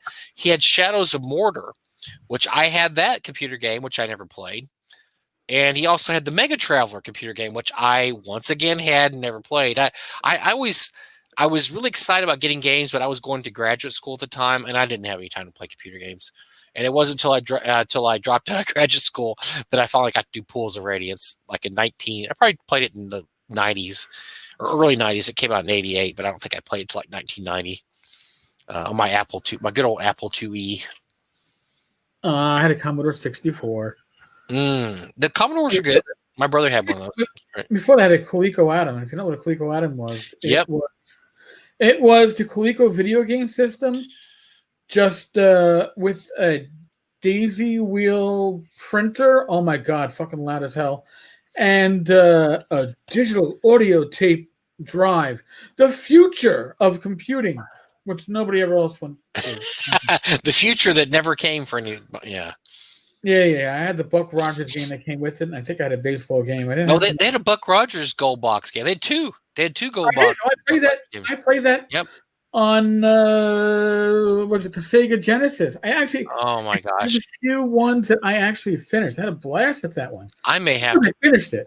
I may have to play a gold box game this weekend. Those were so fun. I played all those. I played the Pool of Radiance, the Dragonlance. Now I didn't play all the Dragonlance ones. I missed a Dragonlance in there somewhere, so I may have to check out those Dragonlance computer games. But the gold box system, and the guy talks about it in his blog, the CRPG Addict. The gold box system was the coolest system at the time. It was absolutely revolutionary how they did everything, and it still looks cool when you see the whole. Because you can see a gold box game, you immediately know what it is. You're like, oh, that's the gold box game, because there was just a certain expectation about how those gold box games ran, and then how the look was just amazing. And so I really was a gold box fan. Matter of fact, I was upset when they finally came out with Eye of the Beholder, because that was actually a first-person game, not a gold box game. Oh, that's so disappointed, like going, "What? They're getting rid of the gold box engine? Come on now! I like the Eye of the Beholder games; they're fine, but it's just a totally different game." So, and then of course we finally got to the late '90s, and probably one of the best RPGs of all time, Baldur's Gate, came out, which was a totally different system than first person or the gold box, but it was a very cool system. And and a lot of people borrowed it for a while, where you had a screen and your guy would walk along. As he walked, you could see more and more, and then you had a part of it. Baldur's Gate's great. If you never played Baldur's Gate, it's fun just for the aspect of it was at the time was the best game that came out, with the best RPG online there. Yeah, I bought a laptop, my first laptop, just so I could play that when I went to my parents' house in the Poconos. and that says a lot. The Infinity Engine. I couldn't remember what it was called. Thanks, Sean. The original Neverwinter's Night. I used to play that. The original one. And Torment. Torment. The Planescape Torment was also. That was a good one. Yeah. But I still remember playing, waiting for Neverwinter to come out, and when it did, the first thing I wanted to do was find people with their own servers. not that any of those servers I ever went to were any fun because they were always empty, but the idea was a good one. Would you remember when Neverwinter Nights? It was the early '90s when that was first released as a multiplayer dungeon. You could basically log online. Now, this is back when for you kids out there. This is back when it cost money to play games online because you would have to pay for your minutes or whatever. And so they had Neverwinter Nights came out, and you logged on to their server or whatever, and then you entered this huge gold box type dungeon, and you ran around it, and you could talk to the people. There's a bar you could go to, and you would type in conversations with other players. At the time, it was really revolutionary, really cool. I only did it for a few months. I realized I was getting monthly computer bills for like $150, and I was like, I can't. When they had I was part of AOL. It was it was very expensive. So yes. Yeah, I could only do it for a few times, but I that old Neverwinter Nights was fun too. But yeah, I remember thinking, man, this is the future of gaming online with other people. And of course, it was future gaming because now you can do that. You could do it on your Xbox or on your computer or on your PS4 or whatever, PS5. But that was the first time I remember that actually being something you could do on the internet. Was you could actually get on this Neverwinter Nights thing and play D&D on Prodigy or CompuServe or AOL. I think it was AOL. Was AOL only? It was AOL. It wasn't Prodigy. I think it was AOL only. Didn't AOL buy out? AOL bought Prodigy briefly. I dated a girl briefly that was a customer service rep for Prodigy. One of the first people who got a work from home job. She got to work from home. Oh wow! I bet they they probably got unlimited minutes on dial-up too. That was like my dream come true if I could ever have that, because it was expensive. It was so expensive to be online all the time. When they charged per minute, per hour, per minute, I can't remember how they charged, but it was expensive. I had some pretty big bills back in the early '90s, phone bills, because I'd be on for hours at a time. Because guess what? They had something called AOL Marketplace. You got on AOL Marketplace, and guess what? There was guys selling D&D modules there, which I didn't know where else you could ever buy them. And so I remember getting all my Judges Guild stuff there, the stuff I couldn't find, RuneQuest, all that stuff. You'd go on the AOL Marketplace and buy all that stuff. And so, yeah, I would be sitting there looking at these $150, $200 phone bills every month because oh crap, how many hours was I on? I remember one of the first things I did when I got online was download. They had the AOL, the TSR site on AOL was exclusive content, and they had the unreleased IO's the Undying, which was a supplement for the Greyhawk from the Ashes setting, which was never published, but it was completed. It was all finished. It was just never actually cover slapped on it and some artwork and put out. And so they had the entire download on AOL. So to download it, you'd have to turn your computer on about 9 o'clock at night and let it run all night long. And then eventually, when you woke up at 8 o'clock in the morning, you had IO's The Undying, and you could read a whole new Greyhawk supplement that never came out. So it was, I don't know, however many pages long. Then if you wanted to print it out, that was about a ream of paper that was that thick. But yes, I remember that was the first time. TSR actually had a really good site on AOL. They did. There was a really good site. We could go there. There was Frank Menser was there quite a bit. There was a forum where you could go there, and like there's different forums for different games like Greyhawk or whatever, Forgotten Realms, and you could go there and talk about games. It was pretty cool. It seemed like it was really, and I think they were exclusive to AOL for about 4 or 5 years. I can't remember exactly when they stopped being exclusive. But this is before the internet as a whole. It was just when all the big companies control everything, AOL, Prodigy, CompuServe, all those companies, they had their own like little site there. So. See, I had a problem with my AOL because when I got my first CD drive, there was a conflict. Oh, yeah. Well, on was an ICQ, whatever, IRQ, and I couldn't use with Windows 3.1. I could not use AOL. It would crap out, but I could use it in Geos. So I would have to load up the Geos version of AOL. And if you did the Geos version, there was a hack of AOL. Go to members helping members and jump out real quick. And every third time or so that you did it, your what are you going to call it? Your monetary counter wouldn't click in. Oh, so you could just go back and forth and wait till when the counter wouldn't click in, and then you go anywhere and download whatever you wanted to, because now AOL wasn't counting your time. So I will admit that. But the internet got me back years later with EverQuest 2. So you would think years later, EverQuest 2, again, you go, oh my God, I found this great way to make money in game. I was doing great, but the problem is you had to be logged in to vend. Yep. You had to be logged in. Your computer had to be on. So in the mornings before going to work, I would turn on my computer, log in, I'd sell, I'd go, come home, turn it off, let the computer rest for a bit, go log in, game, whatever. Well, my first month's electric bill for my computer being logged in and running was $175 or more than my usual electric bill. Oh, fuck! It wasn't worth it. Yeah, it was not worth it.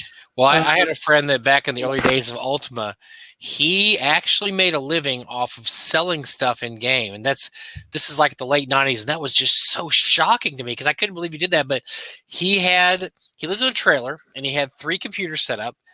And I didn't play Ultima Online. I'm not sure, but apparently you could mine stuff and you could find stuff. So he would have all 3 of them going, and he'd just be pushing buttons all the time. I'd go over there and visit him, and he'd be pushing buttons. What's that guy doing? He's mining, and this guy's doing this. He would do that 8 hours a day, every day. It was his job. That was his job. And so he'd get these characters to a certain level. He'd sell them online, and then eventually would sell them on eBay. And you could make $100, $200 a character. I guess it was worth it. I mean, I don't know if he was necessarily making a lot of money, but he was basically getting paid to play a game. So, I mean, that's not too shabby. But every once in a while, he would do something where you'd find something valuable you could sell online. I guess you could still do that in games online now too. But yeah, he did that a whole summer. He just sat there and played Ultimate Online all day long, and I got paid. Yeah, I made $300 yesterday. I sold 3 characters or 2 characters. I'm like, oh, that's not bad for what you're doing. You're basically not working. I mean, I tried back in the early days of online RPGs. I tried pretty much every one that came out. I tried Meridian 59, which wasn't all that great. I did Ultima, and I got griefed and fucking anywhere with that fucking game. That could happen, yeah. There was a really good Middle Earth one. There was also a Star Wars one. I had some friends play that. Yeah, I played that quite a bit. Before that, I played The Realm from Sierra Online, which was pretty lame.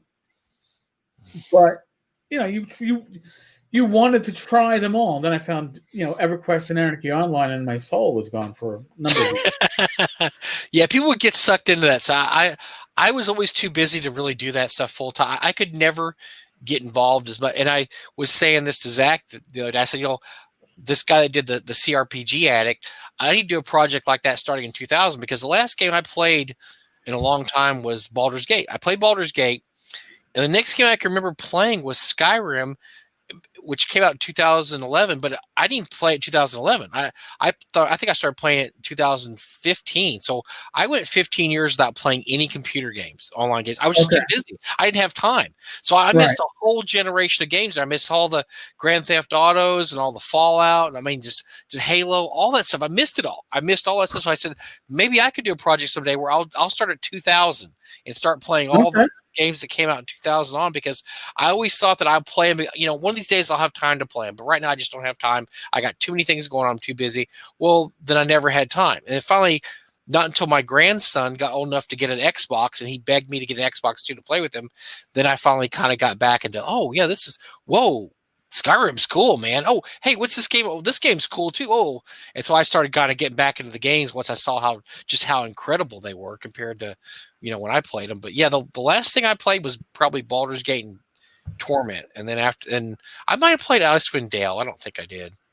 I seem to remember. All right, so I got a good question for you then. I want your opinion. This is organic based upon a conversation we've had tonight. So, do you see in the next couple of years a hybrid game between computer RPG and VTT? In other words, some way that they're going to bring that feel of tabletop RPGs to a Skyrim type game that you can play with your gaming group that isn't an MMO. Have you seen 3D gaming yet, where you put the goggles on? It's incredible. I think it's incredible. I mean, I look at that and I just think, incredible, wow, it's incredible. But it gets really the magic wears off quickly because the graphics just don't quite reach where you need. But imagine the graphics get a little better.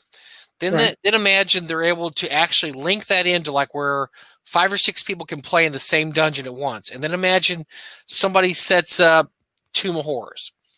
And so you, me, and Joe the lawyer, and Sean and somebody else, we're all sitting at the opening, and there's the opening Tomb of Horrors. And we got our VR. That would be fucking awesome. Our VR helmets on, and we're like, okay, we could actually go through Tomb of Horrors. That's what I think. I would want that, but I would want that with one caveat, and I would say I would want a live DM that can intuitively interact with the environment and act as a DM. Uh-huh. I don't want it automated. I want it where the players they want to do something that's not from the drop down list of the pre-programmed. I want it where they can be going through that, and then, all right, well, we're looking for secret doors. All right, well, you know what we're going to do? I got a full bladder, literally. I'm going to piss on the wall and see if my urine pools where the outline of a door could be. And there's a computer going, that does not compute. What? Huh? The GM goes, all right, well, you know what? I'll let you roll with a +1 because as disgusting as that might be, do you remember that I've tried pulling? Well, you remember the old Larry Niven book, Dream Park? It came out like 1981. Came out when I was just graduating high school, so it must have been 81.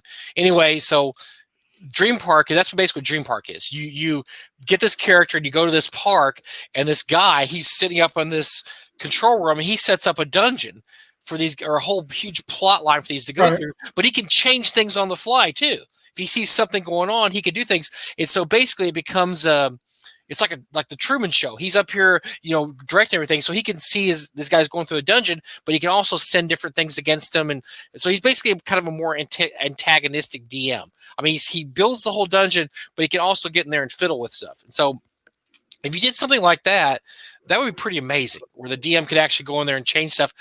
They're obviously not there yet. That's obviously VR gaming. VR gaming still has a long way to go, but the potential of it is just absolutely amazing. If you play, I played a little bit of Alien Isolation, I think it was, on VR.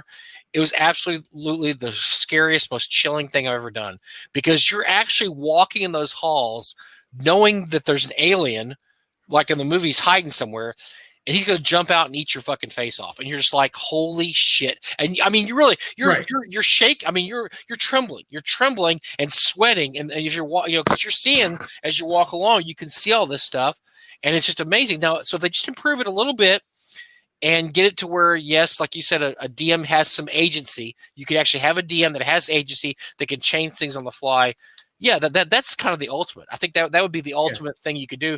And I think once you start doing that, whatever that is, that's the end of pen and paper games. Now, I don't see that happening for another 25, 30 years. So that's still got a long time. But when that happens, there won't be any more pen and paper games anymore, because everybody's going to say, well, what's the point of doing that when I can here's this guy over here, he just coded in the Slaver series. He just coded it in, and he's going to run the game this weekend. We're playing in his game. And you'd be like, yeah, what's the point of doing pen and paper when we could actually be the actual characters, and you look at your hands, and you got a sword in your hands, and you're like, this is cool. And you look at your friend, and Eric is over here, he's a dwarf, fighter, and Sean was over here and he's an elf chick or something, then you can actually like, whoa, this is really, really cool.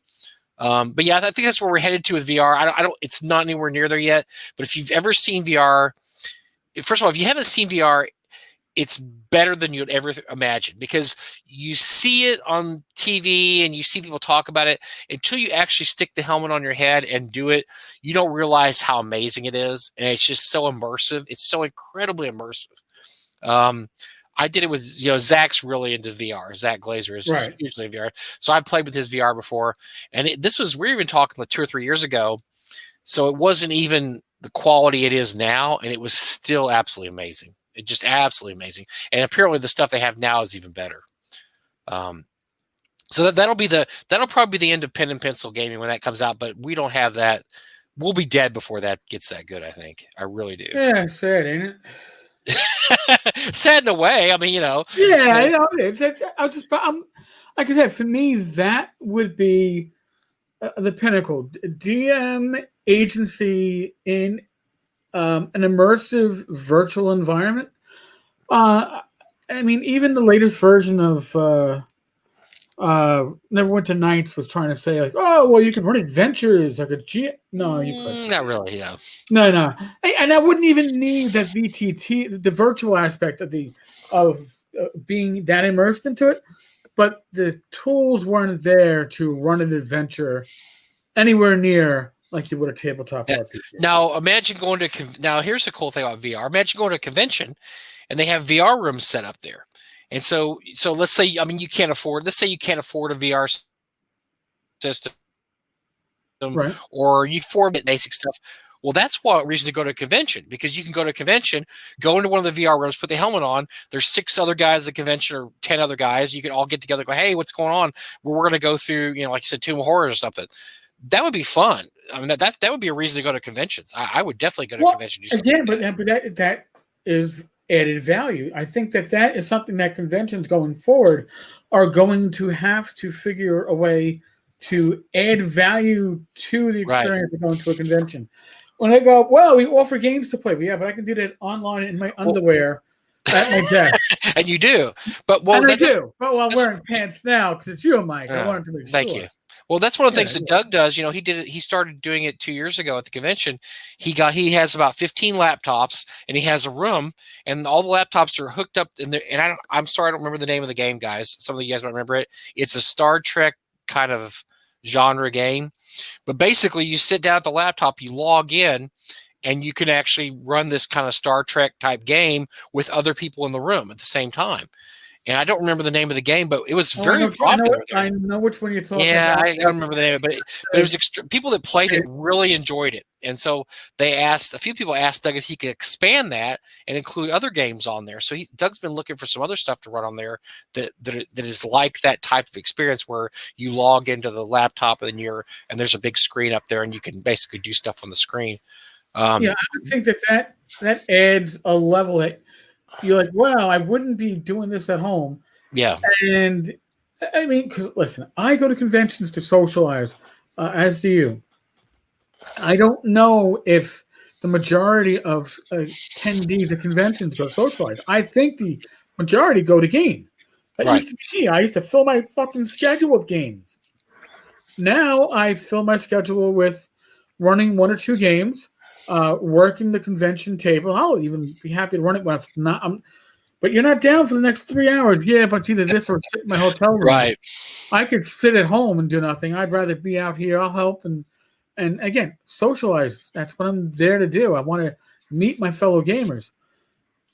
But if your reason to go to convention is pretty much, I'm not looking to shop, I just want to play games. Now you're going to be, you're the guy who's going to be going, I'll game in my underwear. But now it's like, well, hey, this convention has the opportunity. Right. You can play Bridge Commander or whatever the heck it's called. And, that adds something that you can't necessarily do at home. And I think that is important. that's look, well, we're always going to have game conventions, and we'll probably always have some kind of game store, but that's going to be added value stuff. When you start getting things like that, I know a game store that was local to me. They started having online computer games like Diablo at one point, and they're extremely popular. They had to stop doing it though because so many people would come in. I think you charged per hour, or I can't remember what it was an hour. But people monopolized all the space of the store because they'd be sitting at the computer games all day long. It was so much fun, and then they weren't buying anything in the store. They were just playing Diablo online, for like 7 hours a day. Even though I don't know who's charging them $5 an hour. I don't know what he's charging them, but it's still what he wasn't getting back. With the money he was putting in. But yeah, added value stuff like that will help out conventions quite a bit. Although conventions are going to go away, they'll always be conventions. Oh yeah, definitely. But they're gonna have to adapt and overcome, and I think that 2021 is where they are going to have to adapt. I think that even the conventions that do take place in person are going to have to figure out, especially the ones that are doing it for profit. I'm not talking about North Texas, which if it breaks even, it's a good year. But I'm talking about the ones that, and I'm not going to name them, but the ones that are doing it for a profit are going to have to figure out additional revenue streams, because you're not going to be getting the register. Even if 2021 and suddenly like COVID free by May 1st, and we're not going to be, they're still going to be tamping down the maximum number of attendees on any of these events. Sure, yeah, they're going to need to figure out additional income streams, and it could be events within the events. Oh, come play our, VTT, burn down the tavern, and it's only $10. Just because you can start playing in person doesn't mean that conventions are going to start giving up their online side of it. They're not. There's no reason to. That they can operate the online stuff. I mean, Doug and I were just talking about the other day with North Texas. It was great last year. We had people playing online games, and we didn't do anything. We just said, look, here's our Discord channel. You guys figure it out. You run games online. We're not going to mess with it. And tons of people were able to set up and run games. And we decided, look, even if we have an in-person convention this year, we'll just open up the Discord channel like last year. Do whatever they want. If you want to play on Zoom, just make the announcement on Discord, go there. Conventions are not going to give this up. This is something, because we have one guy that was very... build a community with that. Yeah. And that is important to future health of your we had people that were never able to go to North Texas that were finally able to play in games at North Texas this year, just simply because this is the first year we had computer games. And we've never, or had computer games, had online Discord games. And we've never had to do that before. I was showing Doug, I said, look, this guy, he's from Australia. He's never been to come to our convention. He was so excited that he actually got to quote unquote come to North Texas this year because we had Discord games. And Doug's like, yeah, I guess we're always going to have that. Then I said, yeah, we don't have to do anything. We just open up the Discord channel and you plan your own event. And so, yeah, if we're a tiny little convention doing that, there's no way that Gamehole and all these bigger conventions don't do that. I mean, there's no reason for them not to. It doesn't cost them any extra time or effort. Yes, maybe you have to assign one or two people to set things up on Discord. But other than that, you just let the people play their own games and you don't have to do anything. And yet they still get the experience of actually going to conventions. So that's always going to be part of the conventions going on. Going forward, you're always going to have the online portion of the convention. I mean, at least you should. If you don't, you're stupid. If you're a convention and you're not doing online stuff, by this time, that's done. Well, every online attendee is a potential in-person attendee. When they go, wow, this experience is great online, I got to go in person. Listen, I'm not literally dying, but I'm really excited to finally go back to attending conventions in person. It is something that really excites me. I'm looking forward to. Yep. I just don't know if 2021 is going to be the year where conventions come back in any kind of full swing. Listen, I hope that I am wrong. I hope that COVID gets eradicated and burned to a fucking... Well, maybe it's like a soft opening. It'll be like, we can't go full bore, and a lot of people are just not going to. It doesn't matter if there's a vaccination or not. There's always going to be that person that's going to say, I just don't want to be in a crowd anymore, and I don't feel like being in. I don't like being in a crowd. And so, yeah, there's... She's orange, so she blocks the camera colors. Come on. the invisible DM there. Oh no, but so yeah, there's people that are not going to want to come back, and I understand that. I absolutely understand not being that way. Look, I don't want to go to back. I'm not going to go to any crowded conventions anymore. I just don't think I'm going to anymore. I'm 57. I got comorbidities out the ass. You're not quite as old as me, but you know 53, and I got comorbidities. Yeah, and so yeah, we don't want to get involved in some big giant gamer scrum. But yeah, going back to conventions is going to be fun, but I don't want to be jam-packed into a room like sardines ever again, and I'm not going to be. I'm not going to do that anymore. No, I understand that. Of course, now I can't see the bottom part of the chat. Thank you, Kat, for your ass. Why are animals controlling? That's why I go out to the warehouse. There's no animal. There's nothing alive out here. So maybe there's a mouse out there. I don't know. Maybe a mouse. I don't have that opportunity. You know what? If I make this smaller, there we go. Now I can see the chat. There we go. Do you have to draw? Do you have to do another drawing, by the way, or do you? Just I do. You might as well do it because we're running up on our. We're running up in 2 hours. About time for us to. All right. So I'm gonna, you know what? I can't fucking roll low. Roll? What do you got? What do you got? No. I already rolled, but hold on a second. Oh, you rolled like a 20, didn't you? I did roll a 20, man. Okay. So you have to count 20 up. Good job. Yeah. I know. 1, 2, 3, 4. I know it's exciting at home. John already won something. John can't win again. Sorry, John, you can't win. No second bite of the apple. Gothridge Manor, Tim Short. Oh, there we go. Tim, yeah. And if Tim doesn't email me, I'll fucking email him because I know. Tim Short, you got $25 in well, go ahead. now. Sean won the Frog God thing last week, so go ahead and roll. And I'll do another Frog God giveaway. Either 5th edition or Swords Wizardry. Let me know, and I will mail you a care package. We'll get in touch. Let me write it down, whoever it is. All right, the cat rolled for me because she didn't want me grabbing the die. So it's a 5. And I can't grab the die because she's like, it's my die now. It's my die. Okay, sorry, John. John keeps getting passed up now. Sean Pointer. Oh, Sean won last week. Sean already won too. Sean's out too. Right. Who do we have left on this chat? David Betsack. Oh, David Betsack. All right, David. All right, David, just get in touch with me. Email me at mike@frogguidegames.com, or if you're on Discord, contact me there. Or if you're on Facebook, contact me. And I will give you just let me know whether you want Swords and Wizardry or 5e, and I'll send you a Frog God Games package. I remember I just mailed out Sean's yesterday. Sean won last week, and I mailed him a bunch of Indiegogo stuff. So, Bill Griggs, I haven't won anything. Well, you know what? Bill, log in earlier. It's 2020, man. Nobody won this year. We all lost. Yeah. Well.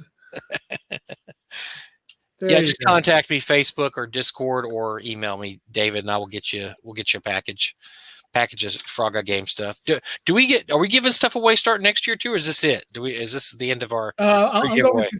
I'm doing giveaways through 3 Kings Day, so I think next Wednesday would be the end of the giveaways. I'm in for another giveaway too. Frog Guide's got a lot of stuff here at the warehouse. It's not my stuff. I don't care. I'll give it all away. Clear out space, dude, man. I need to clear out some space. I'm giving it all away, baby. So, I guess we should call it a wrap on 2020. All right. So here, so I'm gonna make my general predictions for 2021. I'm gonna. All right. Go ahead and do that. Out of the tavern's privy pool, Wizards of the Coast is going to give us at least one major fuck up in January. One major fuck up. What's the point of that? Come on, man. No. But I mean, of course they are bigger than Dragonlance, on par with the disavowing all their PDFs that were published prior to 2019. They're gonna do a major faux pas. Okay? All right, I'm gonna predict that the first con back, which which might be North Texas because it's in June. I think it's going to be a madhouse because I think people are going to come back, and I think they're going to come back strong.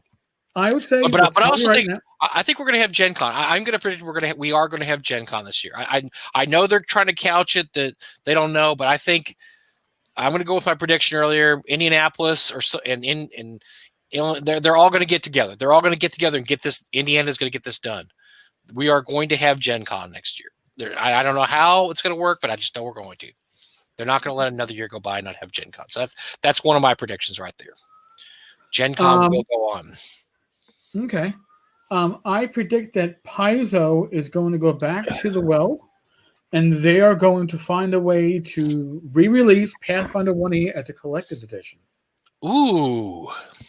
Now, that would solve a lot of problems if they did that. And it would, and especially since you and I look at the same things, more people are online playing Pathfinder 1.0 than are playing Pathfinder 2.0. So that's not too... No, it's not too out of the... all right, I will make another prediction. I believe that WotC will yet again go to the well, and this year we will once again have an adventure re-release or a compilation release of old first edition material, once again updated to 5th edition, because they don't have any new ideas in that place. All they've been doing is updating Tomb of Horrors for the 800th time. So I'm going to say this year we're going to see another updating of something. I don't know what it is. Maybe it'll be the U series, maybe it'll be the A series, but they're going to do a major release of first edition content update to 5th edition, because that's all they have to fall back on anymore. All right. I'm going to say that we will see Temple of Elemental Evil. Oh, now that would be a good one. There we go. That hasn't been re-released in a while. Either re-released by WotC and updated to 5th edition like they were doing with the A series, or it's going to be a Goodman project. Oh, yeah. Now that's not too far off because Goodman's already done quite a bit of stuff. Matter of fact, I'm still behind. I haven't gotten the last couple. I didn't get the Castle Amber one yet, or the other one that just came. It was the Lost City. I can't remember the last one came out. So I wouldn't be surprised you see Temple of Elemental Evil get the 5e treatment. I think that's actually would be a really, really good. Throw Village of Hama in there, man. I think you'd have a winner for 5th edition content, because you get people like me buying it. Probably I have to rebuy it, right? I know Prince of Apocalypse is sort of, but not. I'm talking about more of a Slavish, but you may be right, Sean. They may not issue it since they already did Prince of the Apocalypse. And Sean reminded me too, I'd forgotten they did do U series, so they have released the U series. And here's the other one then: G1 to 3, D1 to 3, and basically Q1. That's a huge thing. That might be too big for Goodman, but that might be something that they could re-release. So a couple of hardcovers. So next year, here's another prediction. So next year we'll see the release finally of the Swords and Wizardry box set. Will be commercially available, I believe, in May, maybe sooner, probably sooner than that.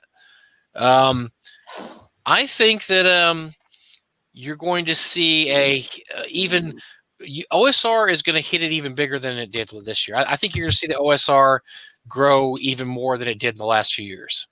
As more people play, because any game has a shelf life. 5e is the most popular edition of D&D ever in the history of ever. But I think people are going to want to start venturing off the farm pretty soon with 5e. They played 5e for 4 or 5 years now. I think people are going to be looking at the OSR a little bit. And they're going to be looking at Lord Lamentations. They're going to be looking at Swords and Wizardry. They're really looking at D&D Essential. The Essentials set is getting a lot of love lately. I've seen a lot of people running online games for the D&D Essentials game. What was that? What was that Kickstarter the guy ran? It was the Essentials. That's what it was. Right. Yeah. That's been getting a ton of love lately because people were saying, look, if I want to play a game, I'm going to play the D&D Essentials game because it's one of the easiest ones to play. And so I think you're going to see a big move even bigger move towards the OSR in the next year. All right, I got two more predictions to come out. All right.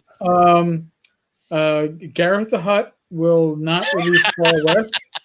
He will not release it on the net. He will not release it in print. He will not release it as a book. He will not release it as an ebook. He will simply not release it, but he will twit. So that's one. And I don't expect to see a Lamentations ref book in 2021. Oh no, poor James. So John says that Goodman Games already announced their Hamlet 2-1 project, but that so I guess we are going to see a 5th edition of Elemental Evil, Elemental Evil this year. Yeah, you can't put out by Goodman. Without the rest of it. Put out by Goodman. Yeah, that'll be good. Package, yeah. I think that's a good idea. I think that will sell well. I buy all their remakes. I don't even play 5th edition. I just like to have them all in that nice big book with all the extra material in there. So that's pretty cool. Yeah, it's good stuff. And just as a side note, I've learned this: if you want it quicker than Goodman and for cheaper, get those recompilations over at Amazon. You save 20% a book, and you get it shipped prime. Yeah, the Amazon prices, you can't beat the Amazon price on this. I don't like to give Amazon a lot of extra business because Bezos is already a trillionaire. He's going to be able to buy and sell everybody in the United States pretty soon. But the prices, you can't beat those prices.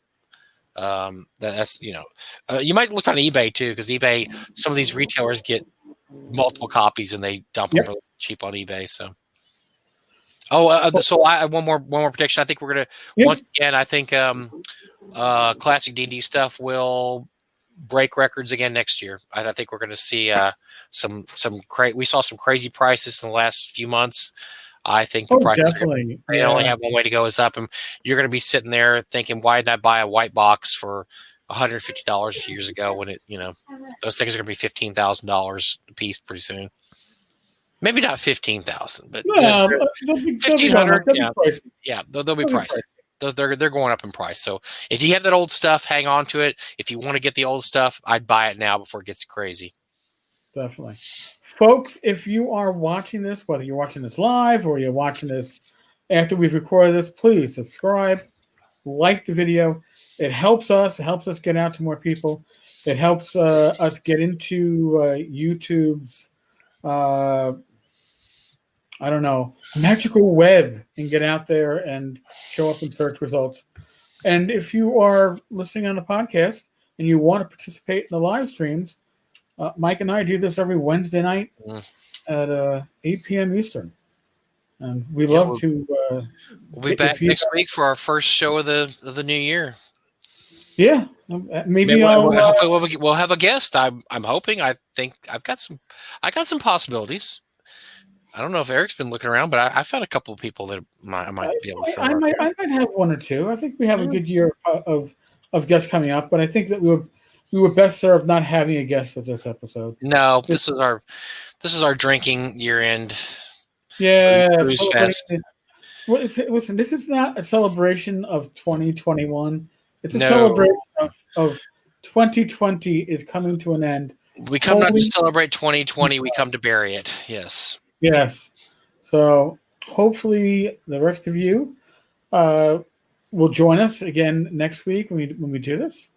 And we look forward to seeing you all in 2022. As always, I say it to the point where I probably piss people off. We are in the midst of the world of COVID. Take precautions. Use your common fucking sense. All right? Mike's not a medical professional. Neither am I. We don't even play them in RPGs. Nope. But use your common sense. Keep yourself, your loved ones healthy. Be safe, be well. God bless. It's the new year coming up. We hope you all have a healthy, blessed new year. And for those of you that aren't religious, just drop out the blessed part. We hope you have a happy and good.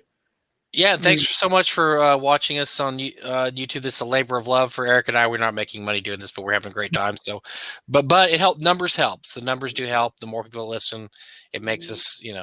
I mean, look. If we only have 5 people listening, we ain't doing this anymore. So, thanks for letting the numbers go up slowly, bit by bit. We're trying to get as many people as we can on here, so we can make this worth our while. I don't know if you can hear Sadie Cat in the background. Oh yeah, I can hear him. She's like she's getting annoyed whenever I go for the mouse. She's like, "What are you going for the mouse for?" I'm on top of your keyboard. You're not allowing me to say. Oh, now she's. There you go. I'll find a feral cat to bring in here next time. That way I'll have something to do while you're. All right, so it's gonna be fun. I have to take the bottle of wine to block my use of it. Yeah, that's not a happy cat. No swatting at Daddy's hands. Ow. That's not fun, cat. Tell us more about the new subscription service. We have a subscription service? I have no idea, do we? All right. Oh God. All right. I will now escape from my own cat. Thanks, guys. We'll see you next year. Later. Be safe, New Year's. Even though you're not supposed to go out, I know you're going to go out. If you're going to go out, don't drink and drive. Please don't drink and drive. Or don't drive and drink, or yes, a combination of the above. All right, folks. Thank you. Laters.